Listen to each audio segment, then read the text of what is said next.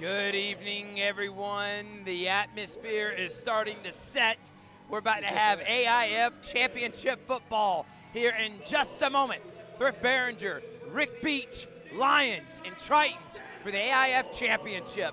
Rick Beach, we got Richard Holdridge on the sideline. We got two Richards, so I know I'm gonna screw it up once or twice, but Rick Beach, what are you looking forward to in this one, man? I think the atmosphere. You can feel it bubbling right now. You got the band over here. You got the excitement of the fans going on. A good crowd, I think, is ready for the Lions to put on a show. Yeah, they are. Marcus Brooks, he has been absolutely incredible. He will be the MVP of the league if they win the championship tonight. The guy has been an excellent leader, but what I really think is the engine of this team, because he's a conductor with Damian Daniels, but or the driver, but the engine of this team is that defensive line and offensive line. And we talked to Damian Daniels and Casey Smith, one of the owners of the Lions, during the pregame show. He talked about those guys are nasty, they're mean, they don't care if you got fans in the stadium that are cheering for you, they don't care if your girlfriend, your mama's here, they're going to try to embarrass you. And those guys are the reason why the Lions dominate. Absolutely. Every level of football, it starts in the trenches. You preach it all the time, don't you? If you got a dominant defensive line, you're going to be good. If you can get the quarterback off his mark, forces of turnovers we saw last week, that game flipped over on its head thanks to that defensive line. Well, they're going to have the national anthem here in just a moment. We'll come back and have more pregame here on the Columbus Lions YouTube channel and Georgia Alabama Sports Live right after this.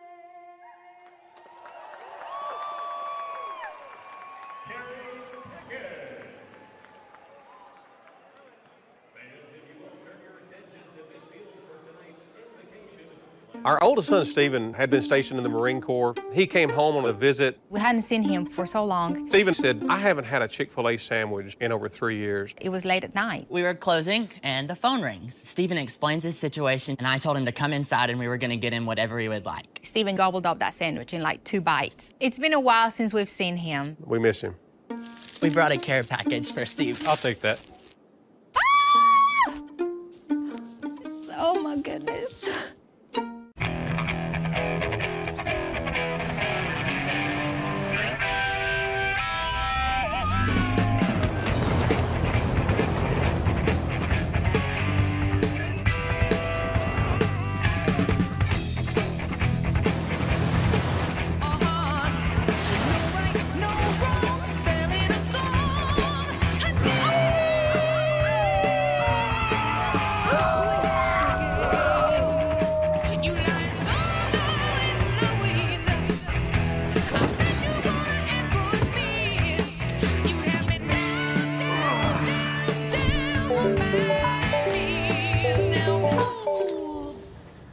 Hey, Jim.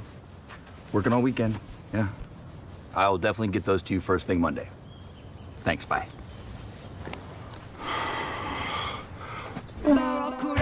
Conquer the weekend in the all-new Hyundai Santa Fe. Some things feel bad. Crunch feels good. Generally, you want to feel the good, not the bad. Because the bad is bad. Good, on the other hand, is good. That's why they call it good. So, to review, bad feels bad. Why? And good feels good. So if you want to feel good, join Crunch. Join Crunch Fitness today.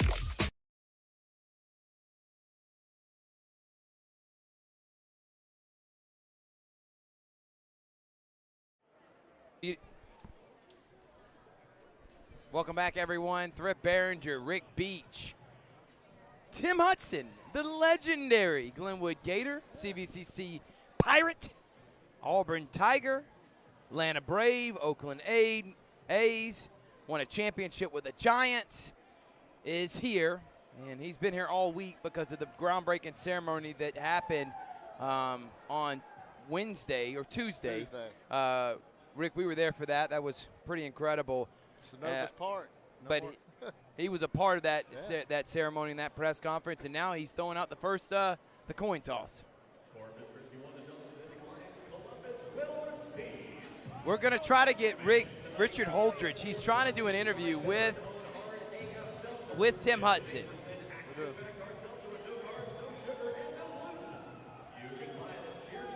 So he's gonna have an interview with Tim Hudson here in just a moment.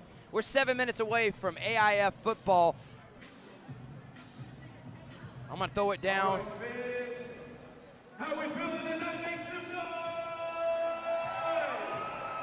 All right, we're gonna throw it down now. Ladies and gentlemen, we gotta give a shout out to one of our fearless leaders of the Columbus Lions, Mr. Casey Smith, celebrating the birthday tomorrow. All right, thank you, Thrift. I'm here with longtime Major League Baseball player, Phoenix City resident, proud Glenwood alum, Tim Hudson. Played for the Braves, the A's, the Giants, won a World Series with the Giants in 2014. Just excited. Also, we called a game on Georgia Alabama Sports Live. Glenwood Lee Scott last year, had the privilege of calling that, but you were part of the groundbreaking ceremony for Synovus Park and getting to do the coin toss here for the championship game for the Columbus Lions. What does this mean to the community of Columbus and the surrounding areas? Well, I just think it's a big deal. There's a lot to be excited about Columbus and Phoenix City right now with the Lions. You have the AA Park coming next door with the Braves. So it's a lot to be excited about. I'm glad to be here. It's going to be a lot of fun. I'm ready to see these boys win a championship. Well, we appreciate everything you've done for this community. I followed your Major League Baseball career with the A's, the Braves, the Giants, and it was just so great. And coming back here, we really appreciate everything that you've done for this community, and enjoy the game. Thank you. All right, that was Tim Hudson. Back to you, Thrift. Thanks, Richard. We're going to take a break. We'll come back here on the Columbus Lions YouTube he channel, better run. Georgia Alabama The Sports game. Live. You know, it's more attractive than a Twin Peaks girl chucking axes with deadly precision. Yeah, me neither. Twin Peaks, eats, drinks, scenic views. If RPMs raise your BPMs, if the open road is an open invitation, then get up and go. Go turn some heads. Go turn a wrench. Go windows down. Go volume up. Go in. Go out. Go off. Napa has America's largest network of parts and care, here to keep you firing on all cylinders. Wherever I go, I'm always keeping an eye on the power lines.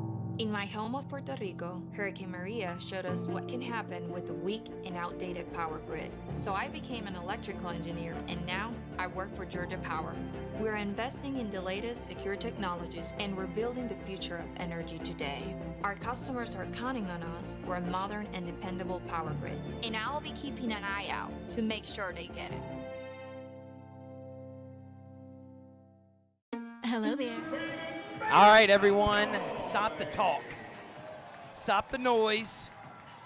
The preparation, the build-up, the all-season workouts, the grind led to this moment. It's AIF Championship Football right here on Georgia Alabama Sports Live and the Columbus Lions YouTube channel. Tritons set to kick off.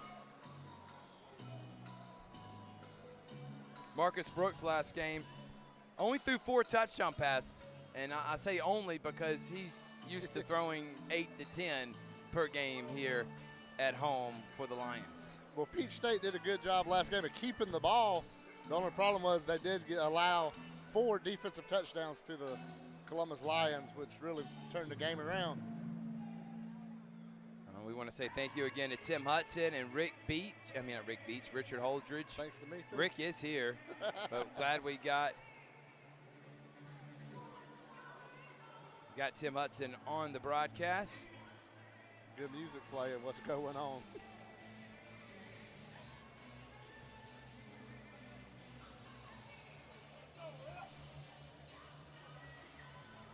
Makes you wonder when they have these delays at the start of the game. You've had this whole time to get ready. Now they've noticed the issue.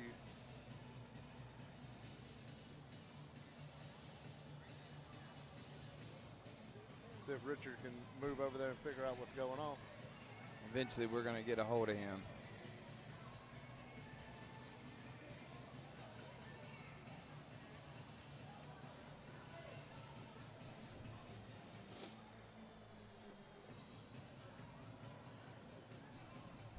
Still wondering what is happening right now.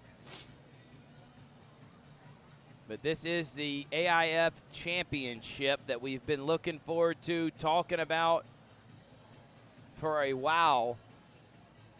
And we feel like last week was a tune-up for what should be an incredible championship game.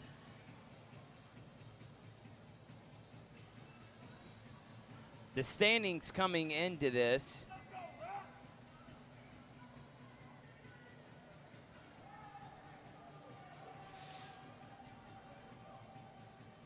is Columbus is 5-0, Corpus Christi Tritons 4-1. One of those losses is the Harrisburg Stampede.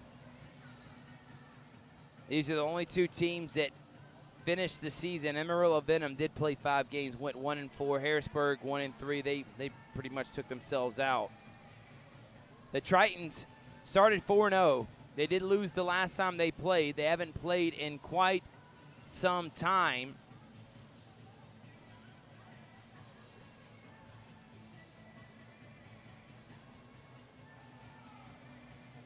This is the first time these 2 teams have ever faced off against each other.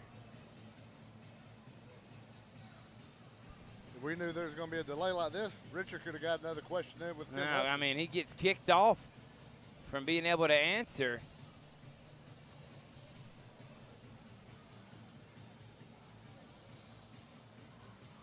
But the stats coming in to this game.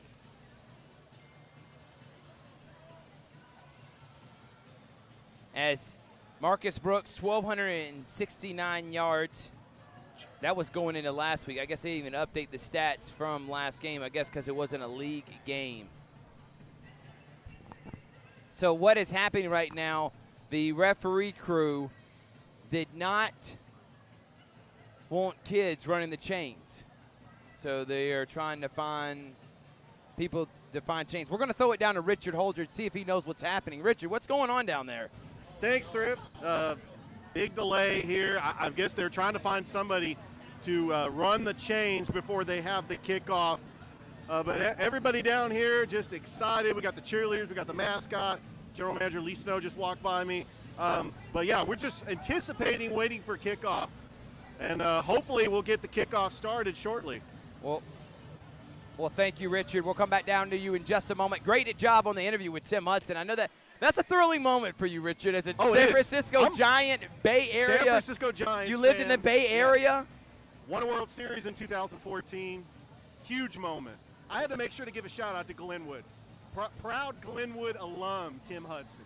Well, Richard, great job on that interview. And hopefully we're going to play football here in just a moment. So that is Richard Holdridge. Rick Beach. Rick. They going to get Richard to run the chains? Richard might get to do both. But I tell you, the Lions, Marcus Brooks, he has 38 touchdowns on the season. He has close to 1,500 yards passing, 260 yards a game. 38 touchdowns divided by 5, it's about 6.5, close to 7.5, close to 8 touchdowns a game. He has just been on point. Very rarely do you see him make mistakes, Rick. Yeah, we saw last week when he had 3 straight plays, 1-play drives where he just threw it downfield and either got in the end zone or real close, and then Kimbrough would punch it in. So we saw last week just how efficient Brooks can be at the quarterback position. It looks like we're getting ready.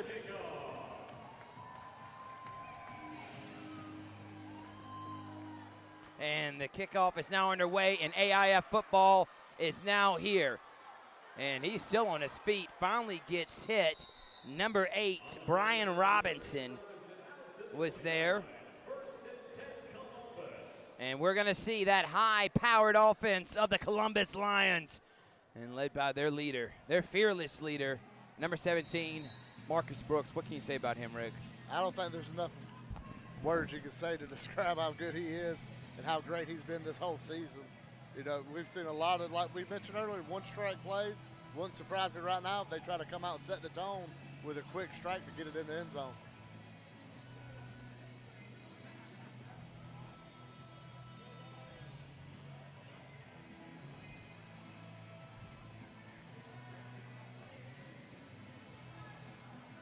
So now Marcus Brooks to the near side is Tremel Gooden. On the far side,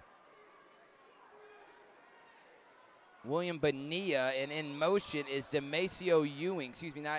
It is Jermon Fortson over on the far side. We haven't seen Ewing or Gooden, or Gooden's been here, but we haven't seen Ewing in quite some time. Ramon DeLoach, as there is a penalty already on the defense. So a full complementary weapons for Marcus Brooks to operate with here today, which has got to be can't make you sleep well at night if you're a defensive coordinator for the Tritons. We see how fast this defensive line is trying to get pressure on Brooks.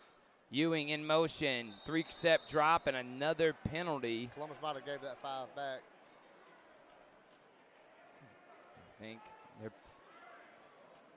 false start, as you made mention, Rick. So bring them back 5 more. They're going to start right back where they first started the drive. We're going to get a play going here at the Civic Center.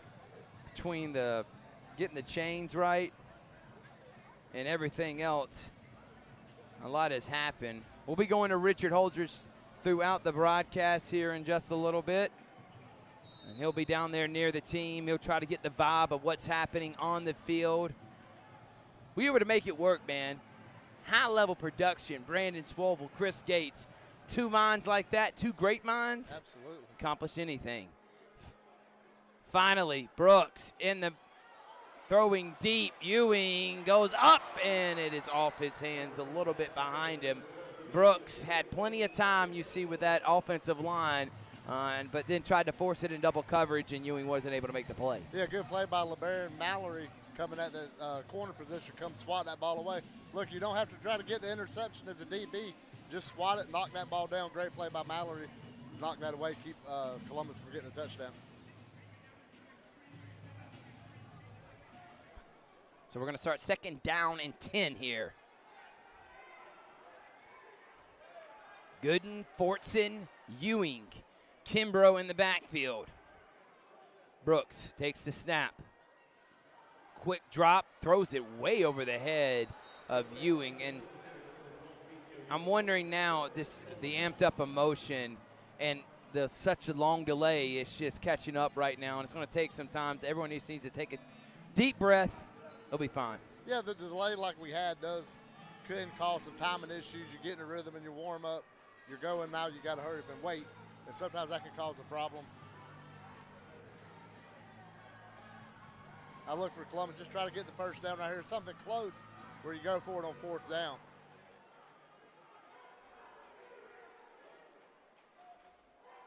Brooks Looking, rolling, throws it across the middle. Open is Ewing, still on his feet.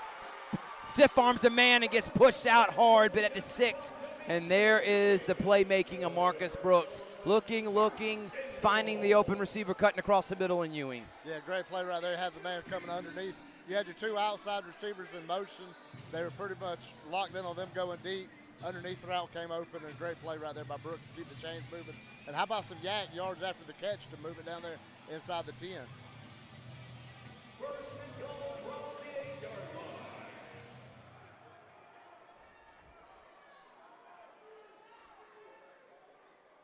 Gooden now going to be in motion.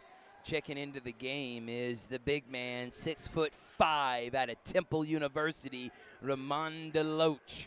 When you got 6'5" over there, you got Jermon Fortson, who's 6'3", who played at Florida State.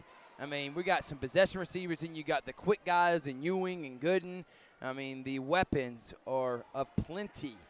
Yeah, you got to expect him to go in the end zone right now high. Use that big 6'7" frame to snag one. Well, right now he's got one-on-one action. Top of the screen.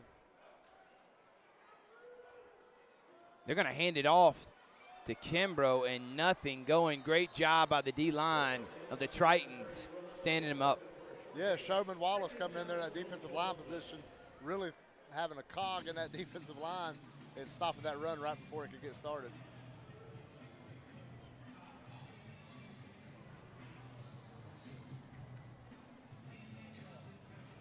Corpus Christi Tritons out of Texas, home of the TCU Horned Frogs. Corpus Christi, home of the Labonte brothers if you watch NASCAR in the 90s. Terry Labonte was my dad's favorite driver. Brooks, quick is. pass, and then over the middle. No call, Rick. Looked like DeRon Maxwell got there a little early, but hey, if you time it out, they're going to let them play. They're going to let them play the whole game. It's fun to watch. Yeah, and as long as they're consistent with it, no problem, because then on the flip side, if you're the Lions secondary, you can be physical. Correct. It looked like he grabbed his shoulder a little bit, may have impeded him from catching it. Either way, incomplete pass, and now it's 3rd down and goal for the Lions.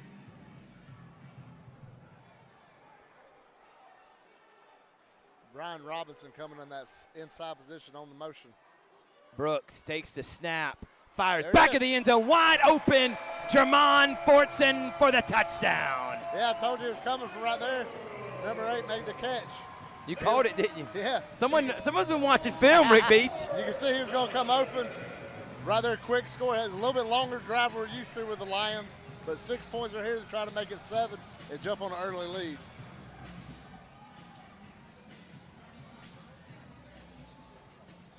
Now for the extra point.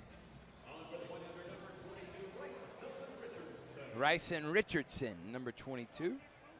That's a great name, Ryson. And Ryson hits it straight through.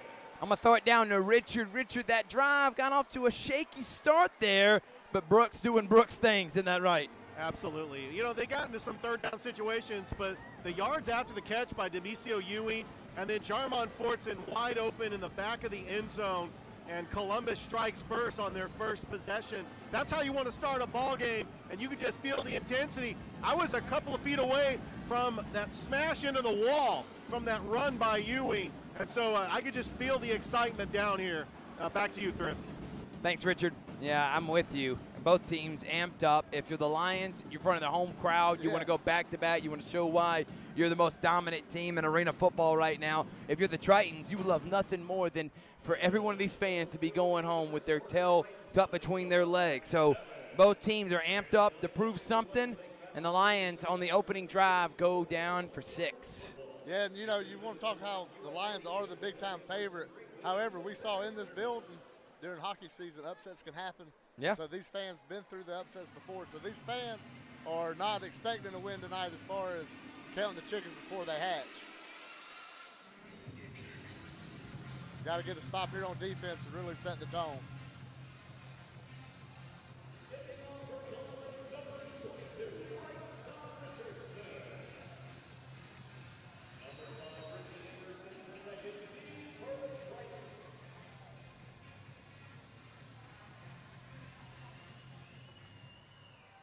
And the Tritons will take the kickoff.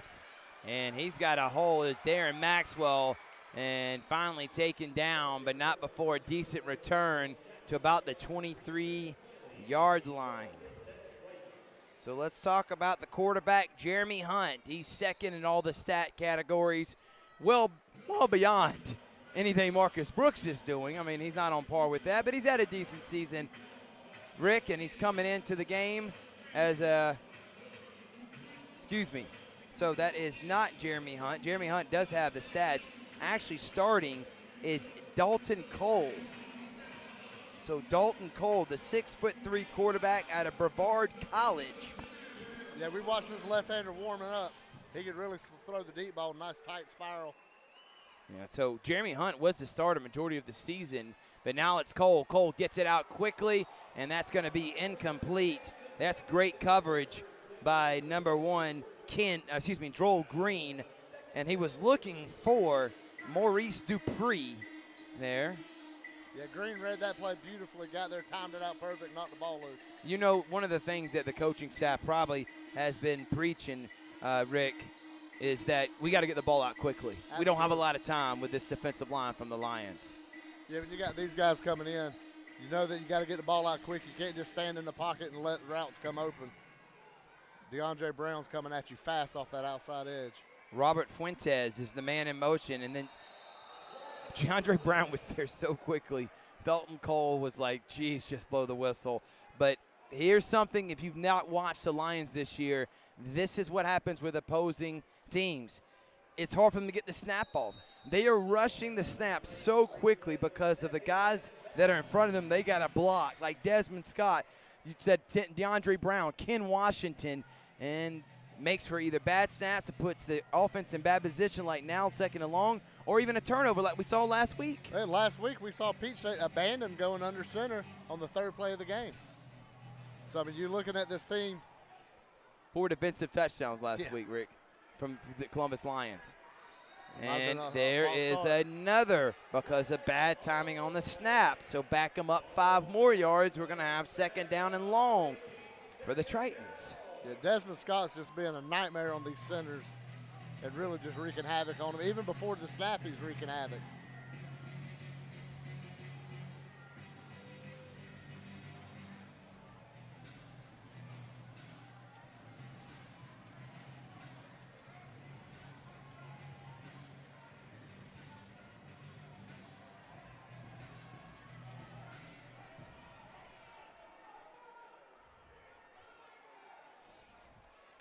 And Cole makes a good play, able to get up.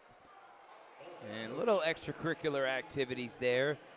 Going to be close to the original line of scrimmage. Quentin Williams, Richie Anderson the second was the guy that made that catch. Gets to the original line of scrimmage, sets up 3rd down and 10 now for Cole and the Tritons. Yeah, big play for the Lions. You want to go ahead and get off the field. You know, 2-down territory in all likelihood right here in arena football. So you want to get off the field. Like I said, you can double up on them early in this first quarter to set the tone for the rest of the game. Cole, bad snap again, picking it up and just got to throw it away. And multiple bad snaps are the reason why the Tritons are now in 4th and long. And Big decision time now. What are you doing here? Well, I don't know if these teams carry punters. You can do pooch punt. Most quarterbacks can do a pooch punt if you wanted to do that, but I don't know if you'd even do that. Might just have to go for it. Small field like this, it don't matter if you get the ball right here on the 22 or back here on the other end 12. It's about the same difference.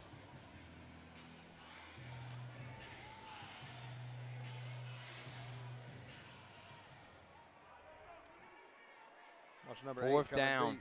Another low snap. Cole still looking, takes off and run, makes one man miss, but is going to be well short. And then a late hit. DeAndre Brown falls to the ground. Hitting him was Henry Mitchell III. No penalty, but that's a turnover on downs. Great job pursuing. And Cole was trying to make a play with his feet. Obviously, compared to other quarterbacks we've seen these last couple of weeks, not as quick with his feet, but made something out of nothing, got 6 yards, needed 10, Lions football. Yeah, got the field the other side of the 25-yard line, equivalent to the 50 in full field.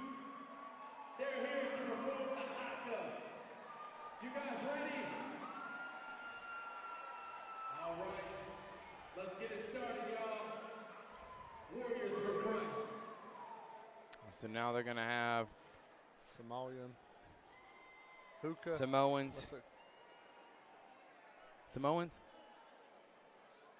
This is what you see the All Blacks do, that Netherlands rugby team. The pregame. See if they do the hookah.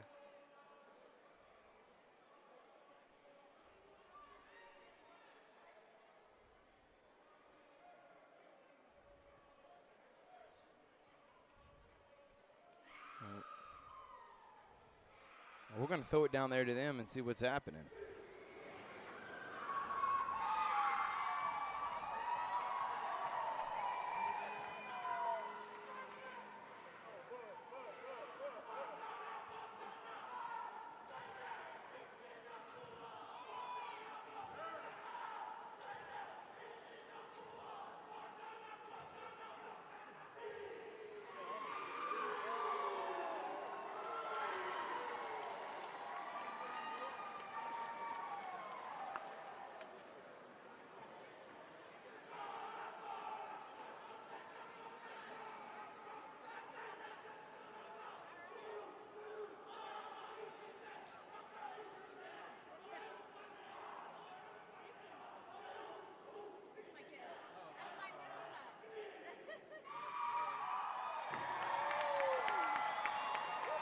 Make some noise for the Warriors for Christ. Warriors for Christ doing their chant. Pretty cool right there. We've seen some of that before. Never know what you're going to see in a championship game, do you? See if Brooks wants to do a quick strike right here and really flip this game up on them. The Tritons know what they're up against with this high-powered offense and suffocating defense of Columbus. Brooks gets it out quickly. Fortson makes a quick move.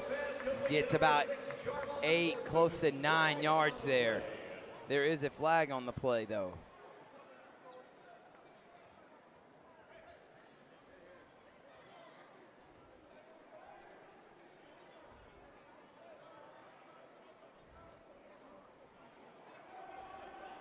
As fast-paced as arena football is, this game's really been kind of slow here in the last whole, first quarter. So they're going to say illegal procedure. So now back them up. What was going to be a very, I think it would be a decent first down play is now turned to first down and 15.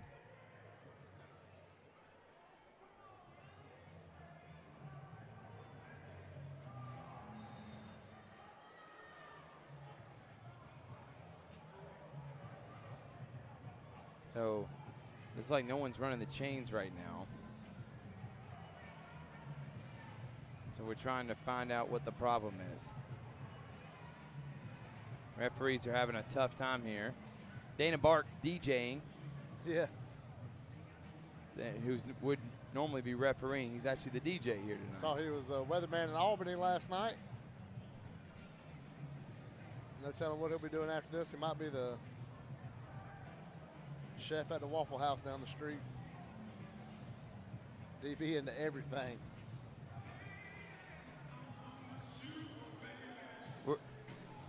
No doubt about that, Richard. Throw it down to you. What's happening right now? Is it the chains or? I don't see the chain gain anywhere.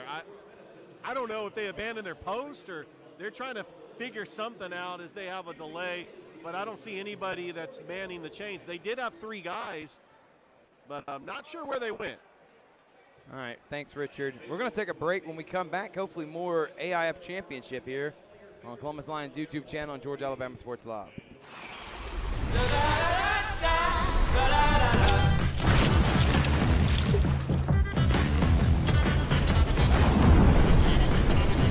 Refresh your senses with a kick of citrus flavor. Do the do.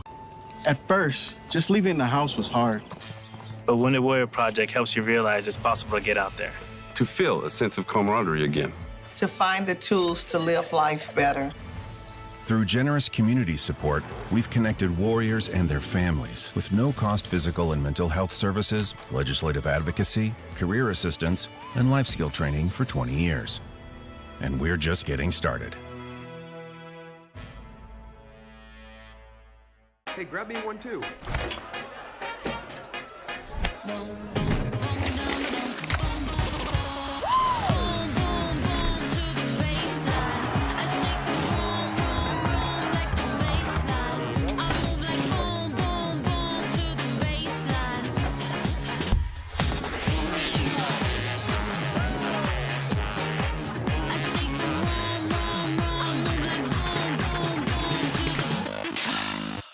Our oldest son, Stephen, had been stationed in the Marine Corps. He came home on a visit. We hadn't seen him for so long. Stephen said, I haven't had a Chick-fil-A sandwich in over 3 years. It was late at night. We were closing, and the phone rings. Stephen explains his situation, and I told him to come inside, and we were going to get him whatever he would like. Stephen gobbled up that sandwich in like 2 bites. It's been a while since we've seen him. We miss him.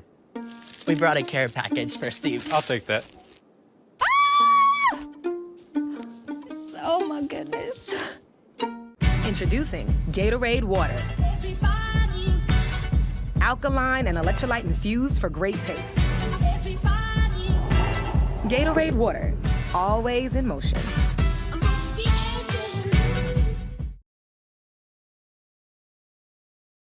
You know it's more attractive than a Twin Peaks girl chucking axes with deadly precision? Yeah, me neither. Twin Peaks, eats, drinks, scenic views. If RPMs raise your BPMs, if the open road is an open invitation, then get up and go. Go turn some heads. Go turn a wrench. Go windows down. Go volume up. Go in. Go out. Go off. Napa has America's largest network of parts and care, here to keep you firing on all cylinders. Wherever I go, I'm always keeping an eye on the power lines. In my home.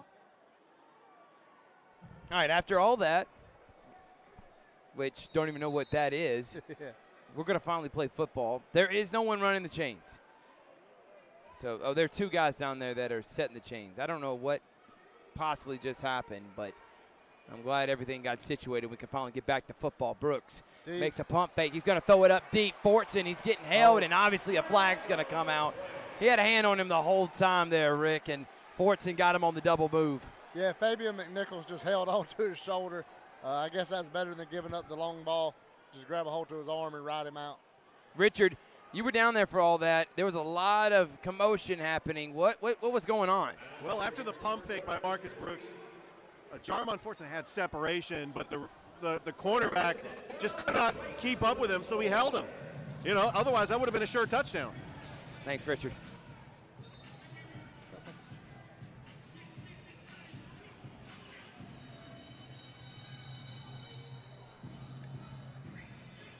First down at 5. Oh, no, for automatic first down. They just haven't moved the chains yet. They're not moving it fast enough for the official. Now we got it. Oh. Whoa. Yeah, that's unnecessary roughness on DeRon Maxwell, which, I mean, DeRon Maxwell thought the play was happening, so yeah. he hit him. It's supposed he lowered his shoulder there a little bit too, but he kind of depleted there, Jamon Fortson. Whistle, so you got to stop when you hear the whistle. So that's going to be another first down.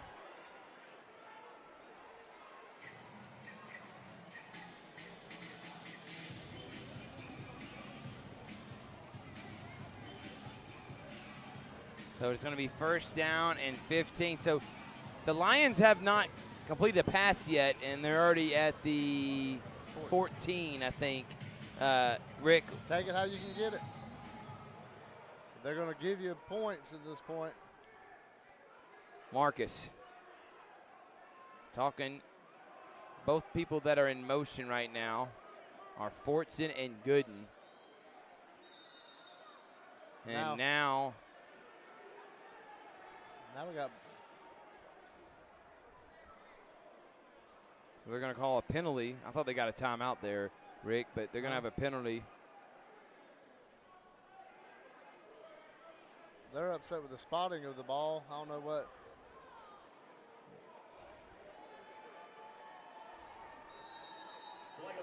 Kind of sloppy on all three sides. Yeah, referees too. Columbus, Corpus Christi, and the officials all having a sloppy first quarter. See what they can do right here.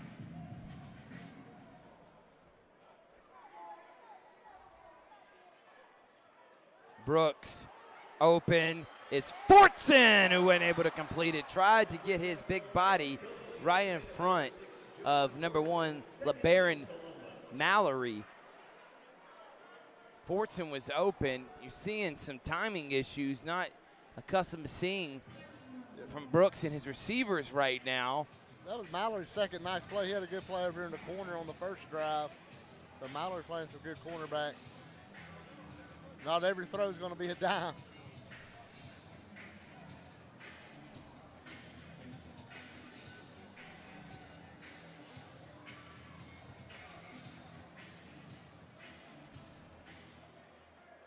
Brooks telling Fortson to scoot over. Deloach and Gooden are going to be in motion. Waving them is Brooks. 3-step drop, looking, still on his feet. Lets it fly, wide open in the back of the end zone. Tramel Gooden for a Lions touchdown. How about Brooks? Don't call him a playmaker. Don't say he ain't nifty on his feet, Rick Beach. Yeah, buying time, got set and fired a bullet to the back of the end zone. Beautiful play. Took a long time to develop, but nice play. Good play by Brooks to just stay alive, stay in the pocket, keep his eyes downfield, and deliver a bomb. Bryson Richardson will be on the kick. We'll throw it down to Richard here right after this play. But, man, Marcus Brooks, Rick, buying time. Looked like he may have gotten hit. Gets outside the pocket, doesn't panic, and throws a strike, as you said, in the back of the end zone for Gooden. Richardson, and they're going to get another penalty. Wonder if this is going to be on the Lions here. Flag is very deliberate in the calling. Oh, they're going to call on the defense.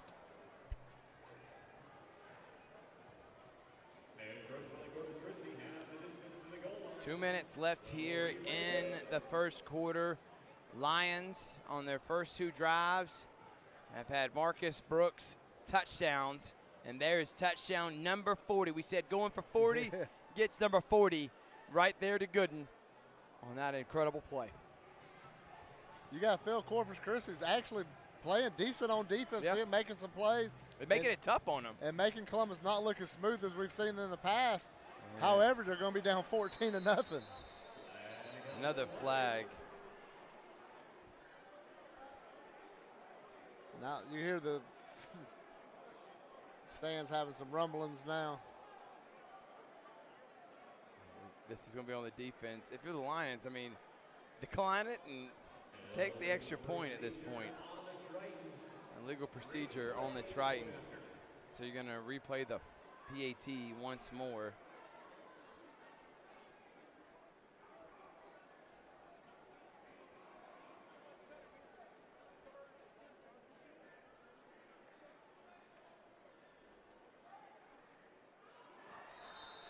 Hey, guess what, Rick? Guess what? More laundry. Is your favorite color yellow? At first, I thought there were flags. It was just the cleats of the lines, but no, there are really that many flags on the field. I mean, I'm not gonna put it all on the referees either. I mean, a lot of these are on the teams. For a championship game, you expect to be more buttoned up than this. Finally, the extra point. For the 4th time. Oh. And then you get a bad snap. And then you get hammered. So after all that, the Lions go up 13-0. I'm going to throw it down to Richard. What'd you see on that play, Rich? Well, it was just a bad snap on the extra point. But the play before, we had Marcus Brooks roll to his left. That's a very, very tough move. And he found Tramel Gooden wide open in the back of the end zone. I mean, that's just footwork by Marcus Brooks, able to make a play when he's facing pressure. And like you mentioned, his 40th touchdown of the season, his 2nd of the game. Thank you, Richard. 55 seconds here in the first quarter. And you said this, Rick, and I think it's a great point. The Tritons have not played bad. They've only had the ball one time. Right. They've made it tough on the Lions. It's just you're down 14 or 13-0. Sometimes They're just better than you. Yeah. And they make great plays. And right there, number 17 shows why he's probably going to win the MVP of the league. Well, that's why it's hard to beat great teams. Great teams still can beat you when they're just playing their, B game, C game, and that's what Columbus has basically been doing. We've seen this offense the last 2 games just, been methodical about just going downfield, surgical almost. And today has been a little sloppy, penalties and passes.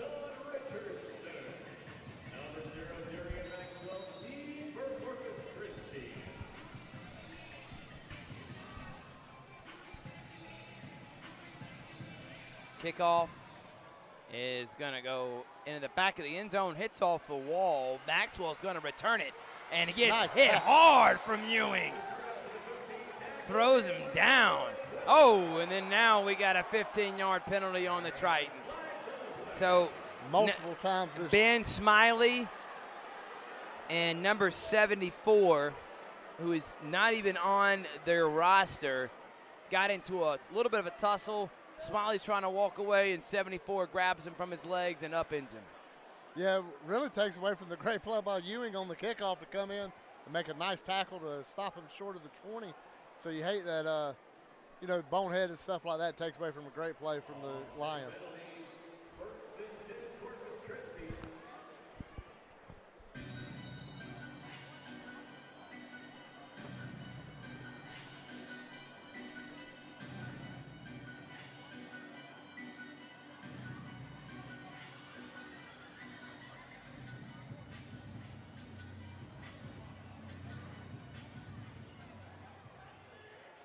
30 seconds and counting. Cole and company going to start at their own 16, down 13-0. They need an answer right here. They want to stay in this one. Cole takes the snap, under pressure, throws it, and finds a man wide open. Gets hit hard by number 1, Droll Green, but does get the first down. Nice job by Cole as he's getting hit, and finds number 5, Richie Anderson, the third for a first down. That's the end of the first quarter. Great play right there. Same thing we saw Brooks do, just kind of keep it alive. We're going to take a break. It's 13-0 Lions, the AIF Championship, here on the Columbus Lions YouTube channel and Georgia Alabama Sports Live.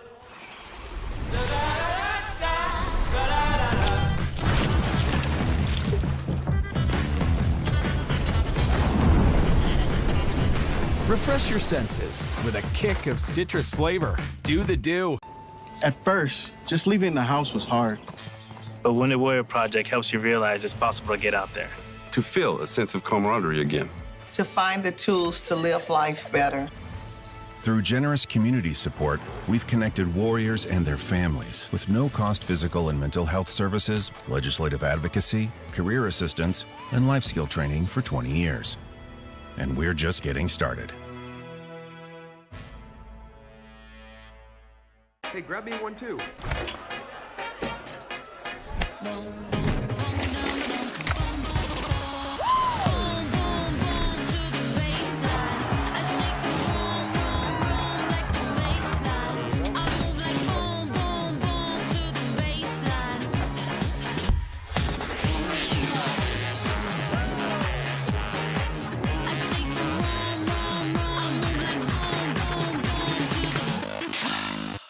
Our oldest son, Stephen, had been stationed in the Marine Corps. He came home on a visit. We hadn't seen him for so long. Stephen said, I haven't had a Chick-fil-A sandwich in over 3 years. It was late at night. We were closing, and the phone rings. Stephen explains his situation, and I told him to come inside, and we were going to get him whatever he would like. Stephen gobbled up that sandwich in like 2 bites. It's been a while since we've seen him. We miss him. We brought a care package for Steve. I'll take that. Oh, my goodness. Introducing Gatorade Water. Alkaline and electrolyte infused for great taste. Gatorade Water, always in motion.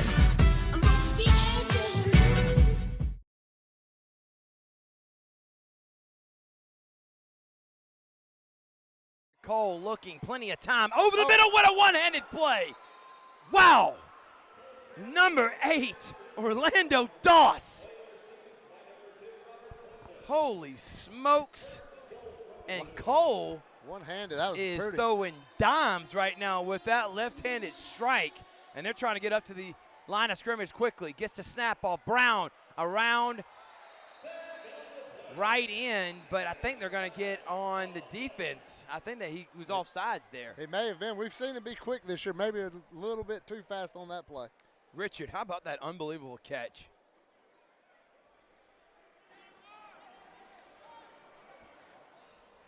Yeah, it was absolutely incredible catch.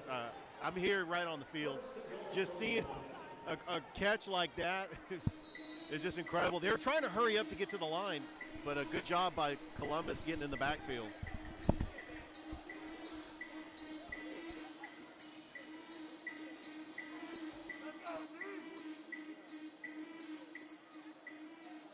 One yard. All right, first down and goal for Cole and the Tritons trying to answer. Man in motion is Richie Anderson, and Cole's going to fumble the football.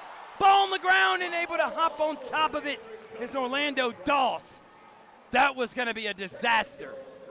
Yeah, you saw Corpus Christi come in with the fullback. That Henry Michael III came in there in front of him. You saw the obvious quarterback run.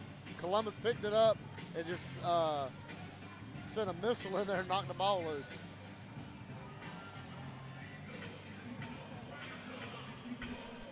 They telegraphed that run.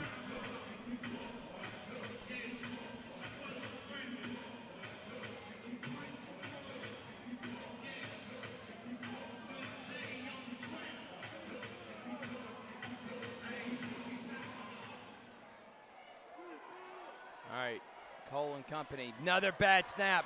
Has to just pick it up and run and loses 3 or 4 more yards.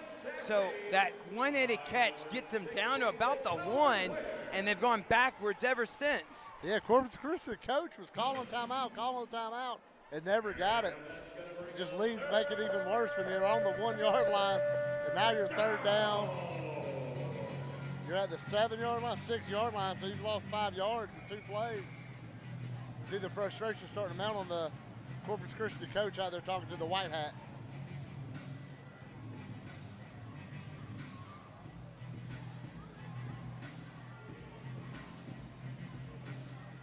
All right, so Tritons.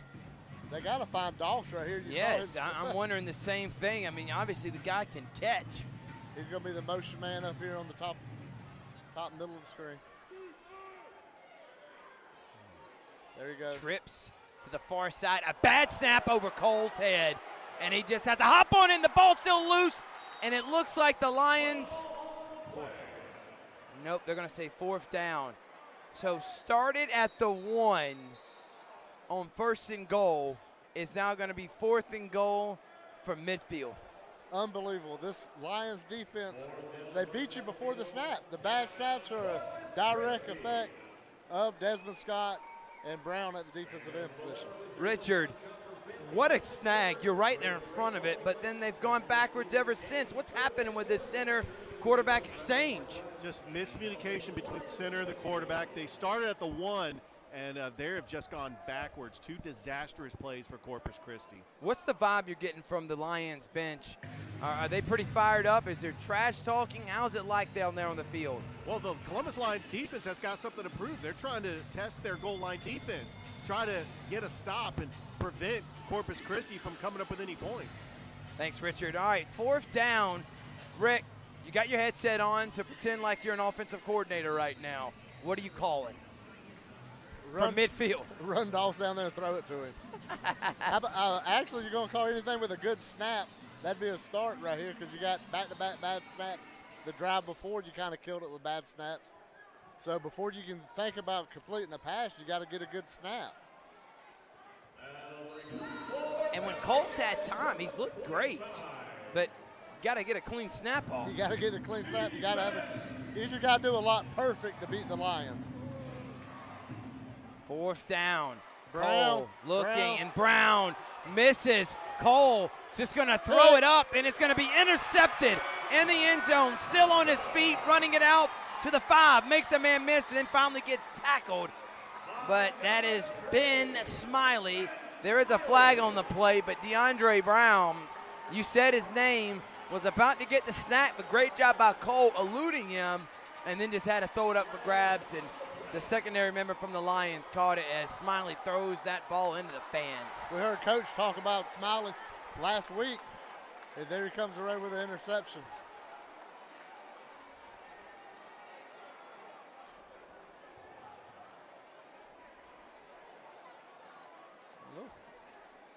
So they're going to also have.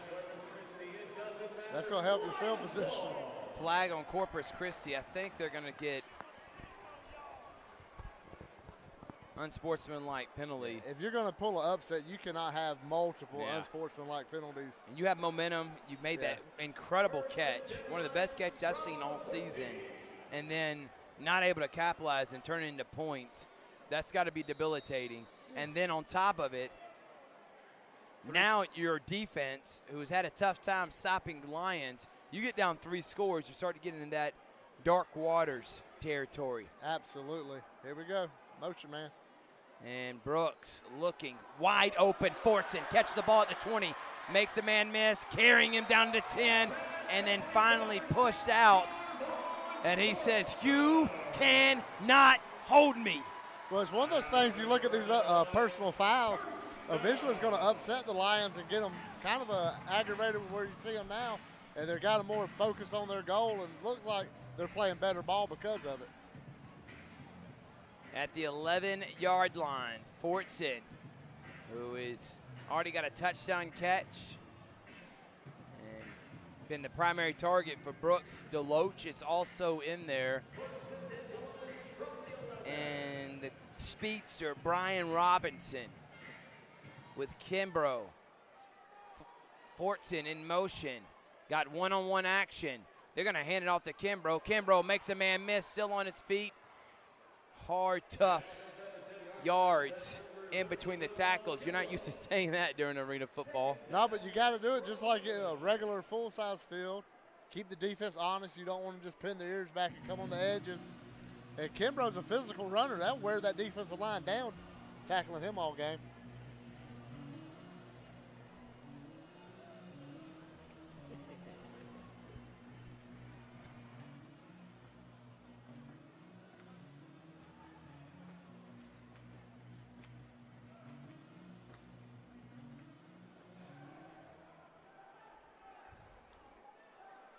Brooks waves Robinson in motion, throws it to the slanting Deloach, who gets hit hard but gets it to about the 5. Richard, that man can move. He's down to the other end. Richard, I love how you go from one end zone to the next. We're not going to stop you, are we? Of course not. And I just ran into Tim Hudson again. But Roman Deloach making the catch. He was on SportsCenter last week. That was the highlight. I was excited about that. He went up to the fans, gave a football to one of the soldiers on military night. What a great moment for this city and the Columbus Lions. Brooks takes the snap, fire in the back of the end zone, and he caught the football, and that's a touchdown. Holy smokes, Fortson. I thought he had to have dropped it. The Tritons said he did. They may have pinned it off the wall. Either way, they're saying that's 6. Yeah, I thought it hit the wall myself up here at the angle we had, but hey, it goes by what the striped shirt's saying. They said touchdown. Now they're going to talk about it. You can see the Triton bench is very upset. It happened right in front of them. Let's see what the white hat has to say. Best angle, he caught it. I mean, he did not go over to where they're going to review it, but that looked like a catch. Oh no, they're going to say not a touchdown. So now it's 4th down and goal. They are going to say he pinned it off of, which I thought he may have done on that backside. Maybe dropped it, pushed it against the wall, and that's illegal. So they're going to have to be 4th down. How about this? 4th and goal for the Lions. Yeah, if you're Corpus Christi, this is just about the game on the line right here. You hate to say it only was 8 minutes to go in the second quarter, but you got to make this stop on defense.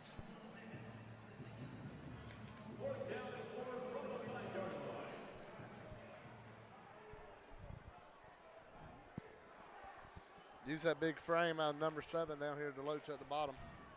4th and goal. Brooks firing, caught, touchdown. Little button route. Yeah. 5 and turn, and there using his big frame saying, again, you cannot hold me. Touchdown, Fortson and the Lions. Yeah, they make it look like they're trying to take their time to score these things. They make it look easy when they do punch it in. But you can see that play was there right off the bat, wide open in the end zone. 20-0 now. As the clock's still running with 7 minutes left until the half. 19-0, excuse me.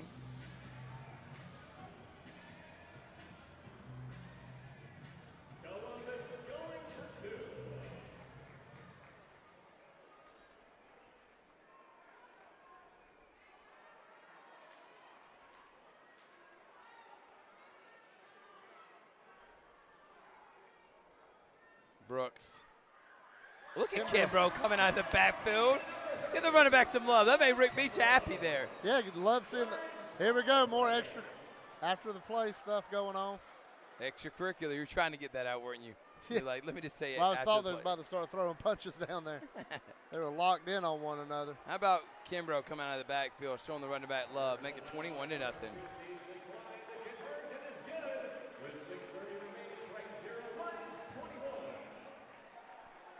We're going to take a break. When we come back, Lions winning by 21 in the AIF Championship. Hello there. My name is Seychelle, and what makes the Chick-fil-A chicken sandwich original to me is that punch of flavors that's unlike any other. You get the crispy tenderness of the chicken and that hint of sourness from the pickles. Ta-da! Oh, baby, come on and say it now. Just let the words come out. No calories, no sweeteners, all smiles. Bubbly, sparkling water. Crack a smile. I'm thirsty. Try this. Starry. It's a lemon lime soda that's crisp, clear, and So refreshing. bro, chill. It was a soda. Starry lemon lime soda. It's different. You know it's more attractive than a Twin Peaks girl chucking axes with deadly precision? Yeah, me neither. Twin Peaks. Eats, drinks, scenic views. We're back here as the Lions up 21-0. Rick, Dalton Cole made an incredible throw, and Orlando Das, catched it at the 1. Since that moment, nothing has gone right for the Tritons. They were down 13-0. They were about to score, make it at least a 7, maybe 6-point game. And then a couple bad snaps, penalties, interception on a 4th down heave, and the Lions go right down and get 6. Yeah, you had 1st and goal from the 1. You take a quarterback power. You get stuffed for a 3-yard loss and a bad snap, another bad snap. You lost 24 yards in 2 plays. Then you throw a pick to put the cherry on top of a horrible series of events. Bryson Richardson for the 3rd time is on his feet. And there's Maxwell. Makes a juke. Still on his feet. Down the sideline. They can't tackle him. Forward to the 10. I've seen several great plays from the Tritons. Hadn't turned into touchdowns, but there's another one right there. Is number 0. He may break one here. As Darren Maxwell gets great field position. 1st and goal for the Tritons. Yeah, now you just got to have no negative plays for Corpus Christi. We saw last time, obviously, we keep harping on the play from the 1. But how many times this game we've seen a personal foul or some kind of penalty like that knock them out of having a good play and killing their momentum?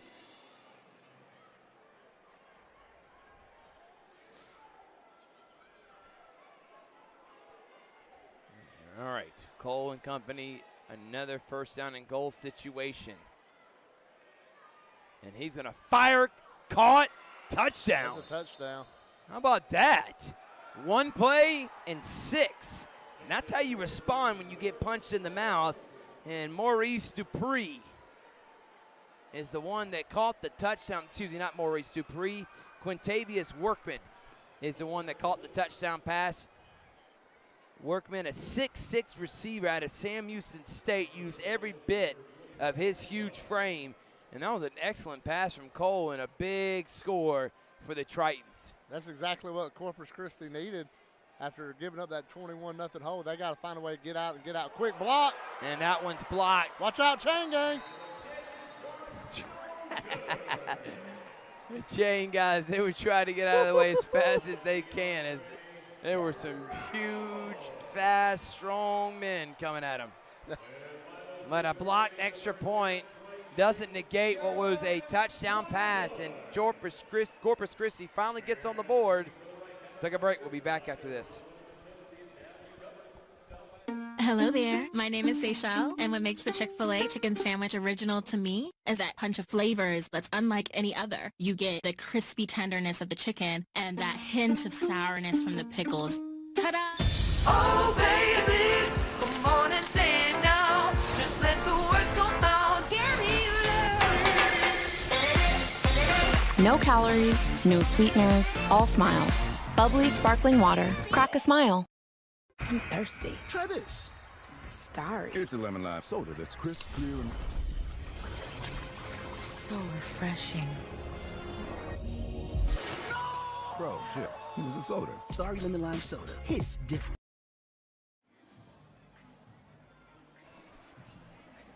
Lions are now up by 15. What a response there, Rick Beach.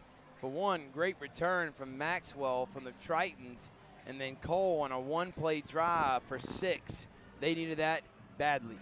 Yeah, they needed that. That was exactly what they needed, though. They got the big return, and that got the momentum going. We mentioned they finally had a big play without a penalty tacked onto the end of it. So they used it first play, quick strike, and that's the only way they're going to try to stay in this game is now they got to have it stop and then put something together on offense. You can't rely on big plays only to win a game like this. And Robinson will return it to the 15 and then gets hit. So good coverage from the Tritons. And Marcus Brooks and company will start at their 15. Richard, what happened there in that last kickoff that led to a Tritons touchdown? Kickoff return by Maxwell, and one play, Corpus Christi gets signs of life as they're showing that they're not out of it yet. I mean, that they needed that touchdown to try to stay in this game. Was there any worry from the defensive coordinator or anybody from the Lions staff after that drive? I don't think so. They know that they got to clean up their special teams, but it was just one play. It was a good throw by the quarterback. Oh. They'll try to make adjustments. Thanks, Richard. And Columbus gets a timeout. So we'll take 1-2, Lions and Tritons for the AIF championship. I'm thirsty. Try this. Starry. It's a lemon lime soda that's crisp, clear, and So refreshing. Bro, chill. It was a soda. Starry lemon lime soda. It's different. You know it's more attractive than a Twin Peaks girl chucking axes with deadly precision? Yeah, me neither. Twin Peaks. Eats, drinks. Oh, baby, come on and say it now. Just let the words come out. Give me your No calories, no sweeteners, all smiles. Bubbly sparkling water. We're back here. Lions going to start their drive at the 15. 4:33 in the half. They're up 21-6. Brooks already 3 touchdown passes on the day. And is he going to be sacked? And the first time he's gone down, and that was number 33. We talked about him earlier. Showman Wallace. Yeah, Showman Wallace coming in.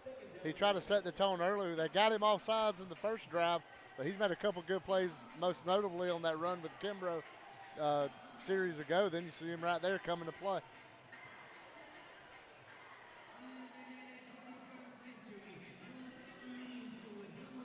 Excellent crowd here. I'm glad everyone from the city and the communities that support the Lions are out and about in full force. This is how we should send off the season. Brooks telling Robinson and Deloach to get in motion. single coverage on the far side, one-on-one. It's Fortson. Brooks going to throw it quickly to Robinson. Robinson makes a man miss with a spin move and then gets hit by the big man, number 52. Looks like a Ray Lewis with his net guard coming across the middle and laying the boom. Chase. That's why I let you say it. I don't even want to mispronounce his name. I don't even want to try to mispronounce this guy's name. But Chase made a great play there.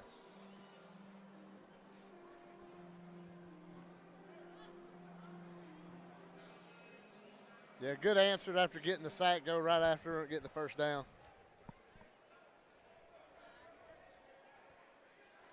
So now first down from midfield.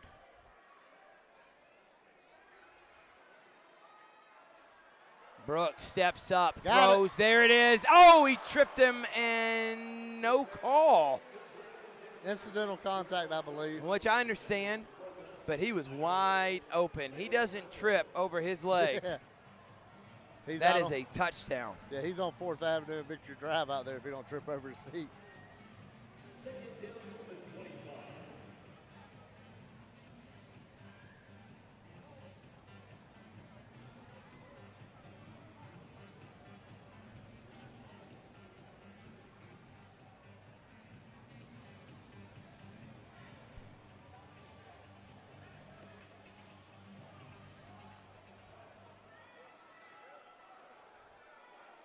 Brooks.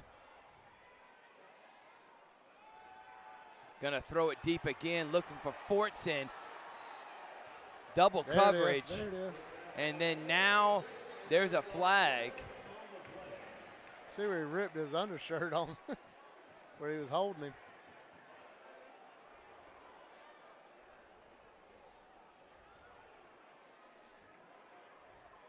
I know they want to argue that, but you can't argue when you're holding the white shirt running down the field. Yeah. Fortson saying. So holding on the Tritons. Move the chains. First down from the 15.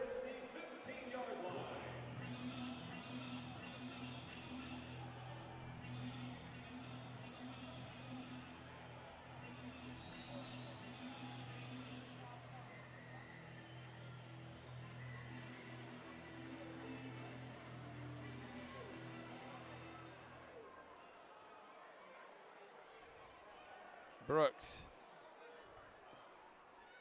fires to Robinson. Ooh. Robinson Chase again coming in, making a big hit at the end of the play. gets to about the 11. The clock runs. Could be potentially the last drive of the game. I mean, first half. I think one of the things I've learned from this first half, and we'll have Richard Holdridge on the halftime show. He'll be up in the booth here. We're going to throw it down to him. Hopefully he can get an interview with Damian Daniels. As I told Coach Daniels, we were going to talk to him at halftime so we can see Richard's 4.440, see if he can sprint, see how fast he is. Richard, can you think you can make that happen? All right, we're going to throw it down to Richard right now with a timeout so we can, right in front of the camera. Hopefully he's looking at the camera. Richard, what's up, man? What's up, Thrift? What's up, Rick? Minute left to go until halftime. The Lions trying to get another score is just to try to get back that touchdown that Corpus Christi had, which Lions, it was been all Lions. After that touchdown, Corpus Christi trying to get back into the game. They had some good defensive stops, but they've been hurting themselves with penalties, and it's kept these Lions drives going, and Marcus Brooks, he's already got 3 touchdowns in this game, trying to go for 4 before halftime. Thanks, Richard. It looks like there's some dancers down there getting ready for halftime. We'll go to Richard right at the half as he'll talk with the Nighthawk, Coach Damian Daniels, and get his thoughts on his team's performance here in the first half. Lions trying to make it a 3-score game as they're up 21-6, going back-to-back. They won the AIFA championship last year. They got their rings this last Saturday. And now trying to go back-to-back, but in a different conference, the AIF. Yeah, but we mentioned how impressive it's been that they're up 21-6, trying to punch more and they haven't really played what we consider good Lions football. And I think a lot of that has to do with just how dominant this roster is. And there's more talent.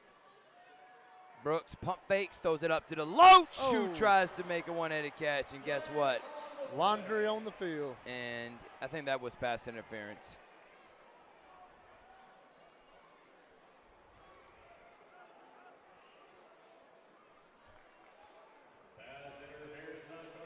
So pass interference on Corpus Christi.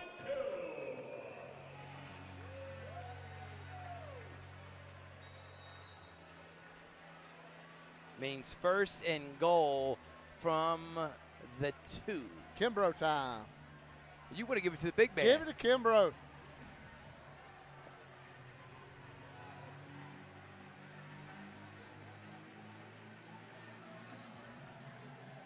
Let him run that little little trap they ran last week. They're going to have Fortson on the other side. That's who I think. There goes. They're going to hand it off to Kimbrough, and he gets tackled immediately. Who said give it to Kimbrough? That was Robert Fuentes was the one that got there immediately. 20 seconds. I'm wondering if they're going to call a timeout. Yep, and they're going to get a timeout. We'll take 1, 2. 13 seconds left in the half. Lions up by 15. I'm thirsty. Try this. Starry. It's a lemon lime soda that's crisp, clear, and So refreshing. Bro, chill. It was a soda. Starry lemon lime soda. Hits different.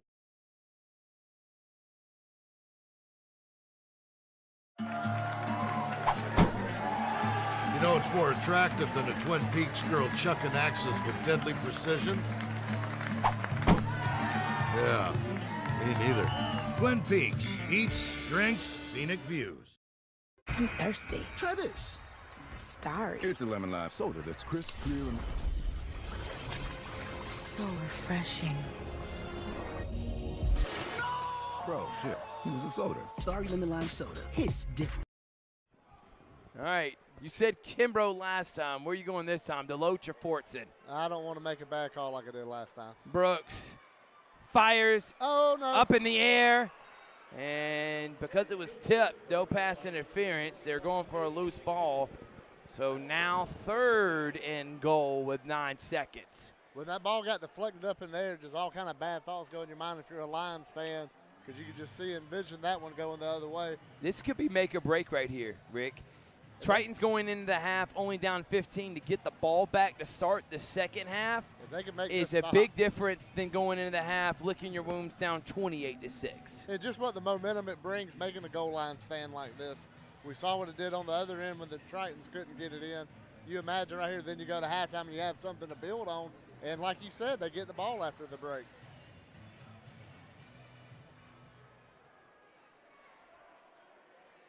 Brooks waves Fortson in motion. There is a flag. Going to throw it in the back of the end zone for Gooden, who tried to make a one-handed catch.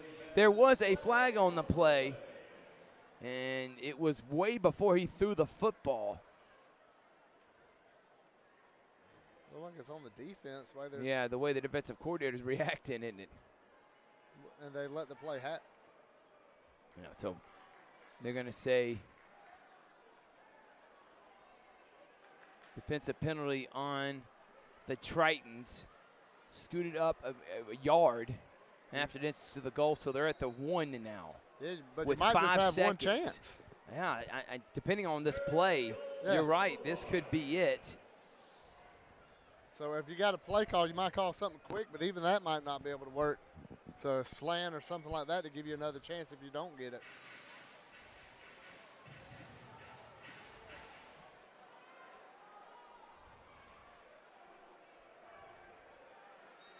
And Marcus Brooks wants a timeout. So the final timeout for the Lions.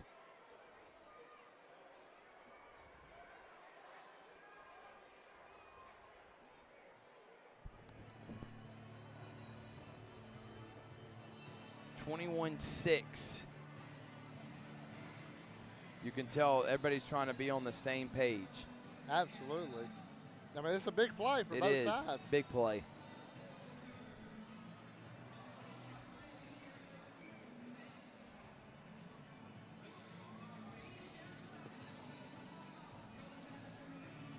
$5,400 people are here. Close to 6,000. It's a great turnout. It really is. I mean, Friday night in Columbus is a big time.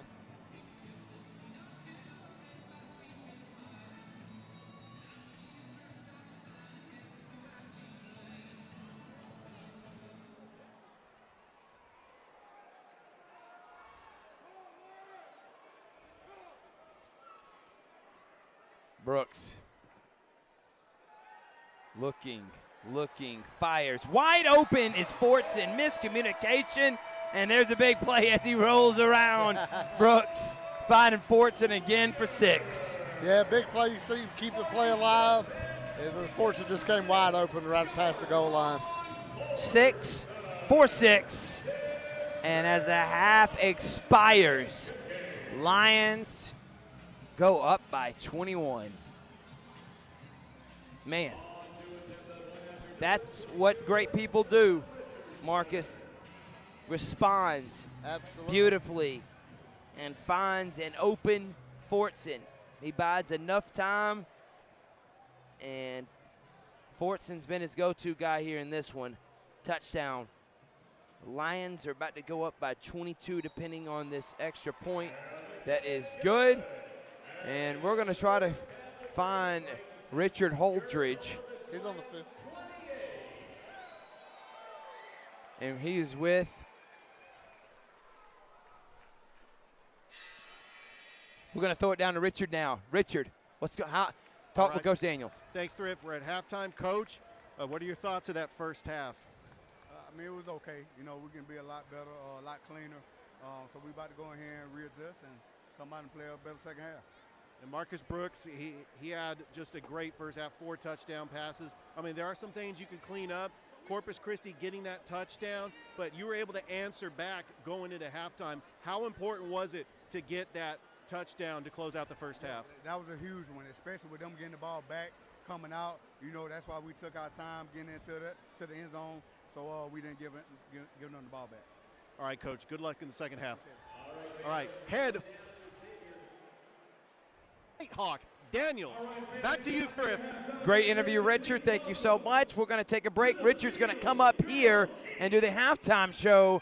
It's all Lions in the AIF championship game on Georgia Alabama Sports Live and the Columbus Lions YouTube channel. You know, it's more attractive than a Twin Peaks girl chucking axes with deadly precision. Yeah, me neither. Twin Peaks, eats, drinks, scenic views. If RPMs raise your BPMs, if the open road is an open invitation, then get up and go. Go turn some heads. Go turn a wrench. Go windows down. Go volume up. Go in. Go out. Go off. Napa has America's largest network of parts and care, here to keep you firing on all cylinders. Wherever I go, I'm always keeping an eye on the power lines. In my home of Puerto Rico, Hurricane Maria showed us what can happen with a weak and outdated power grid. So I became an electrical engineer, and now I work for Georgia Power. We're investing in the latest secure technologies, and we're building the future of energy today. Our customers are counting on us for a modern and dependable power grid, and I'll be keeping an eye out to make sure they get it. Hello there, my name is Seychelle, and what makes the Chick-fil-A chicken sandwich original to me is that punch of flavors that's unlike any other. You get the crispy tenderness of the chicken and that hint of sourness from the pickles. Ta-da! Imagine making your dreams a reality, achieving your goals and aspirations, and having a financial partner that understands your dreams never sleep. At Kinetic Credit Union, we're more than just a bank. We're 40,000 members strong, with local service, personal connections, and a nationwide network. Leading-edge technology to help you make financial decisions easier, smarter, and safer. We are Kinetic Credit Union, the energy for your dreams.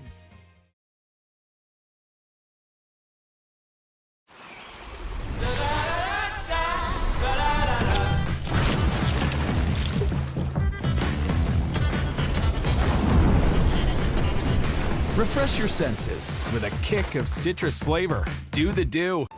At first, just leaving the house was hard. But Wounded Warrior Project helps you realize it's possible to get out there. To feel a sense of camaraderie again. To find the tools to live life better. Through generous community support, we've connected warriors and their families with no-cost physical and mental health services, legislative advocacy, career assistance, and life skill training for 20 years. And we're just getting started. Hey, grab me one too.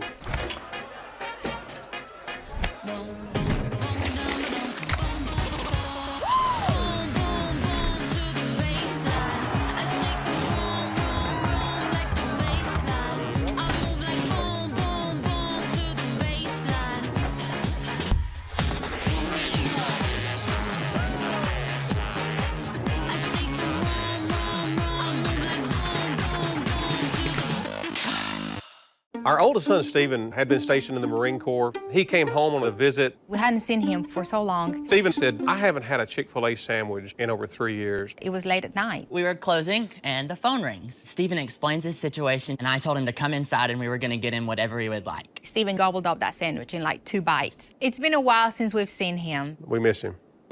We brought a care package for Steve. I'll take that. Oh, my goodness. Introducing Gatorade Water. Alkaline and electrolyte infused for great taste.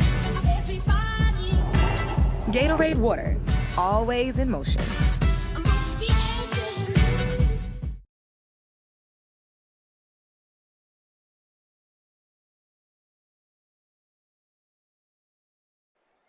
Back here at the Columbus Civic Center, we're at halftime where the Columbus Lions taking on the Corpus Christi Tritons, up 28-6 as they are 1/2 away from winning the back-to-back championships. Richard Holdridge, I'm here with Leo the Lion. I see you rocking the championship belt. Hopefully we can display that with pride. We got 1/2 to go, but we got to finish the job as we got a half of football left in the AIF championship in the 2024 AIF season. All right. It's been great so far. Marcus Brooks, 4 touchdown passes, 3 to Jarmon Fortson. And Corpus Christi does get the football to start the second half. So the Columbus Lions trying to get a stop on defense. They had a very good sequence at the goal line, but Corpus Christi got their only score in the first half after a big kickoff return by Maxwell. And then one play in the end zone to cut it to 21-6. But a good job by the Columbus Lions responding with that touchdown to end the first half. All right, we're at halftime. We'll have the start of the second half with Thrift Behringer and Rick Beach, Leo the Lion, Richard Holdridge here at the Columbus Civic Center as we are having a great time. We got the Kendrick Cherokee Marching Band out on the field. It has been a great event, and we'll have the second half for you here on the Columbus Lions YouTube channel, the AIF, and Georgia-Alabama Sports Live. We'll be back. It's halftime. The Columbus Lions up 28-6 over Corpus Christi in the AIF Championship. We'll be back. You know, it's more attractive than a Twin Peaks girl chucking axes with deadly precision. Yeah, me neither. Twin Peaks. Eats, drinks, scenic views. If RPMs raise your BPMs, if the open road is an open invitation, then get up and go. Go turn some heads. Go turn a wrench. Go windows down. Go volume up. Go in. Go out. Go off. Napa has America's largest network of parts and care, here to keep you firing on all cylinders. Wherever I go, I'm always keeping an eye on the power lines. In my home of Puerto Rico, Hurricane Maria showed us what can happen with a weak and outdated power grid. So I became an electrical engineer, and now I work for Georgia Power. We're investing in the latest secure technologies, and we're building the future of energy today. Our customers are counting on us for a modern and dependable power grid, and I'll be keeping an eye out to make sure they get it. Hello there. My name is Seychelle, and what makes the Chick-fil-A chicken sandwich original to me is that punch of flavors that's unlike any other. You get the crispy tenderness of the chicken and that hint of sourness from the pickles. Ta-da! Imagine making your dreams a reality, achieving your goals and aspirations, and having a financial partner that understands your dreams never sleep. At Kinetic Credit Union, we're more than just a bank. We're 40,000 members strong, with local service, personal connections, and a nationwide network. Leading-edge technology to help you make financial decisions easier, smarter, and safer. We are Kinetic Credit Union, the energy for your dreams.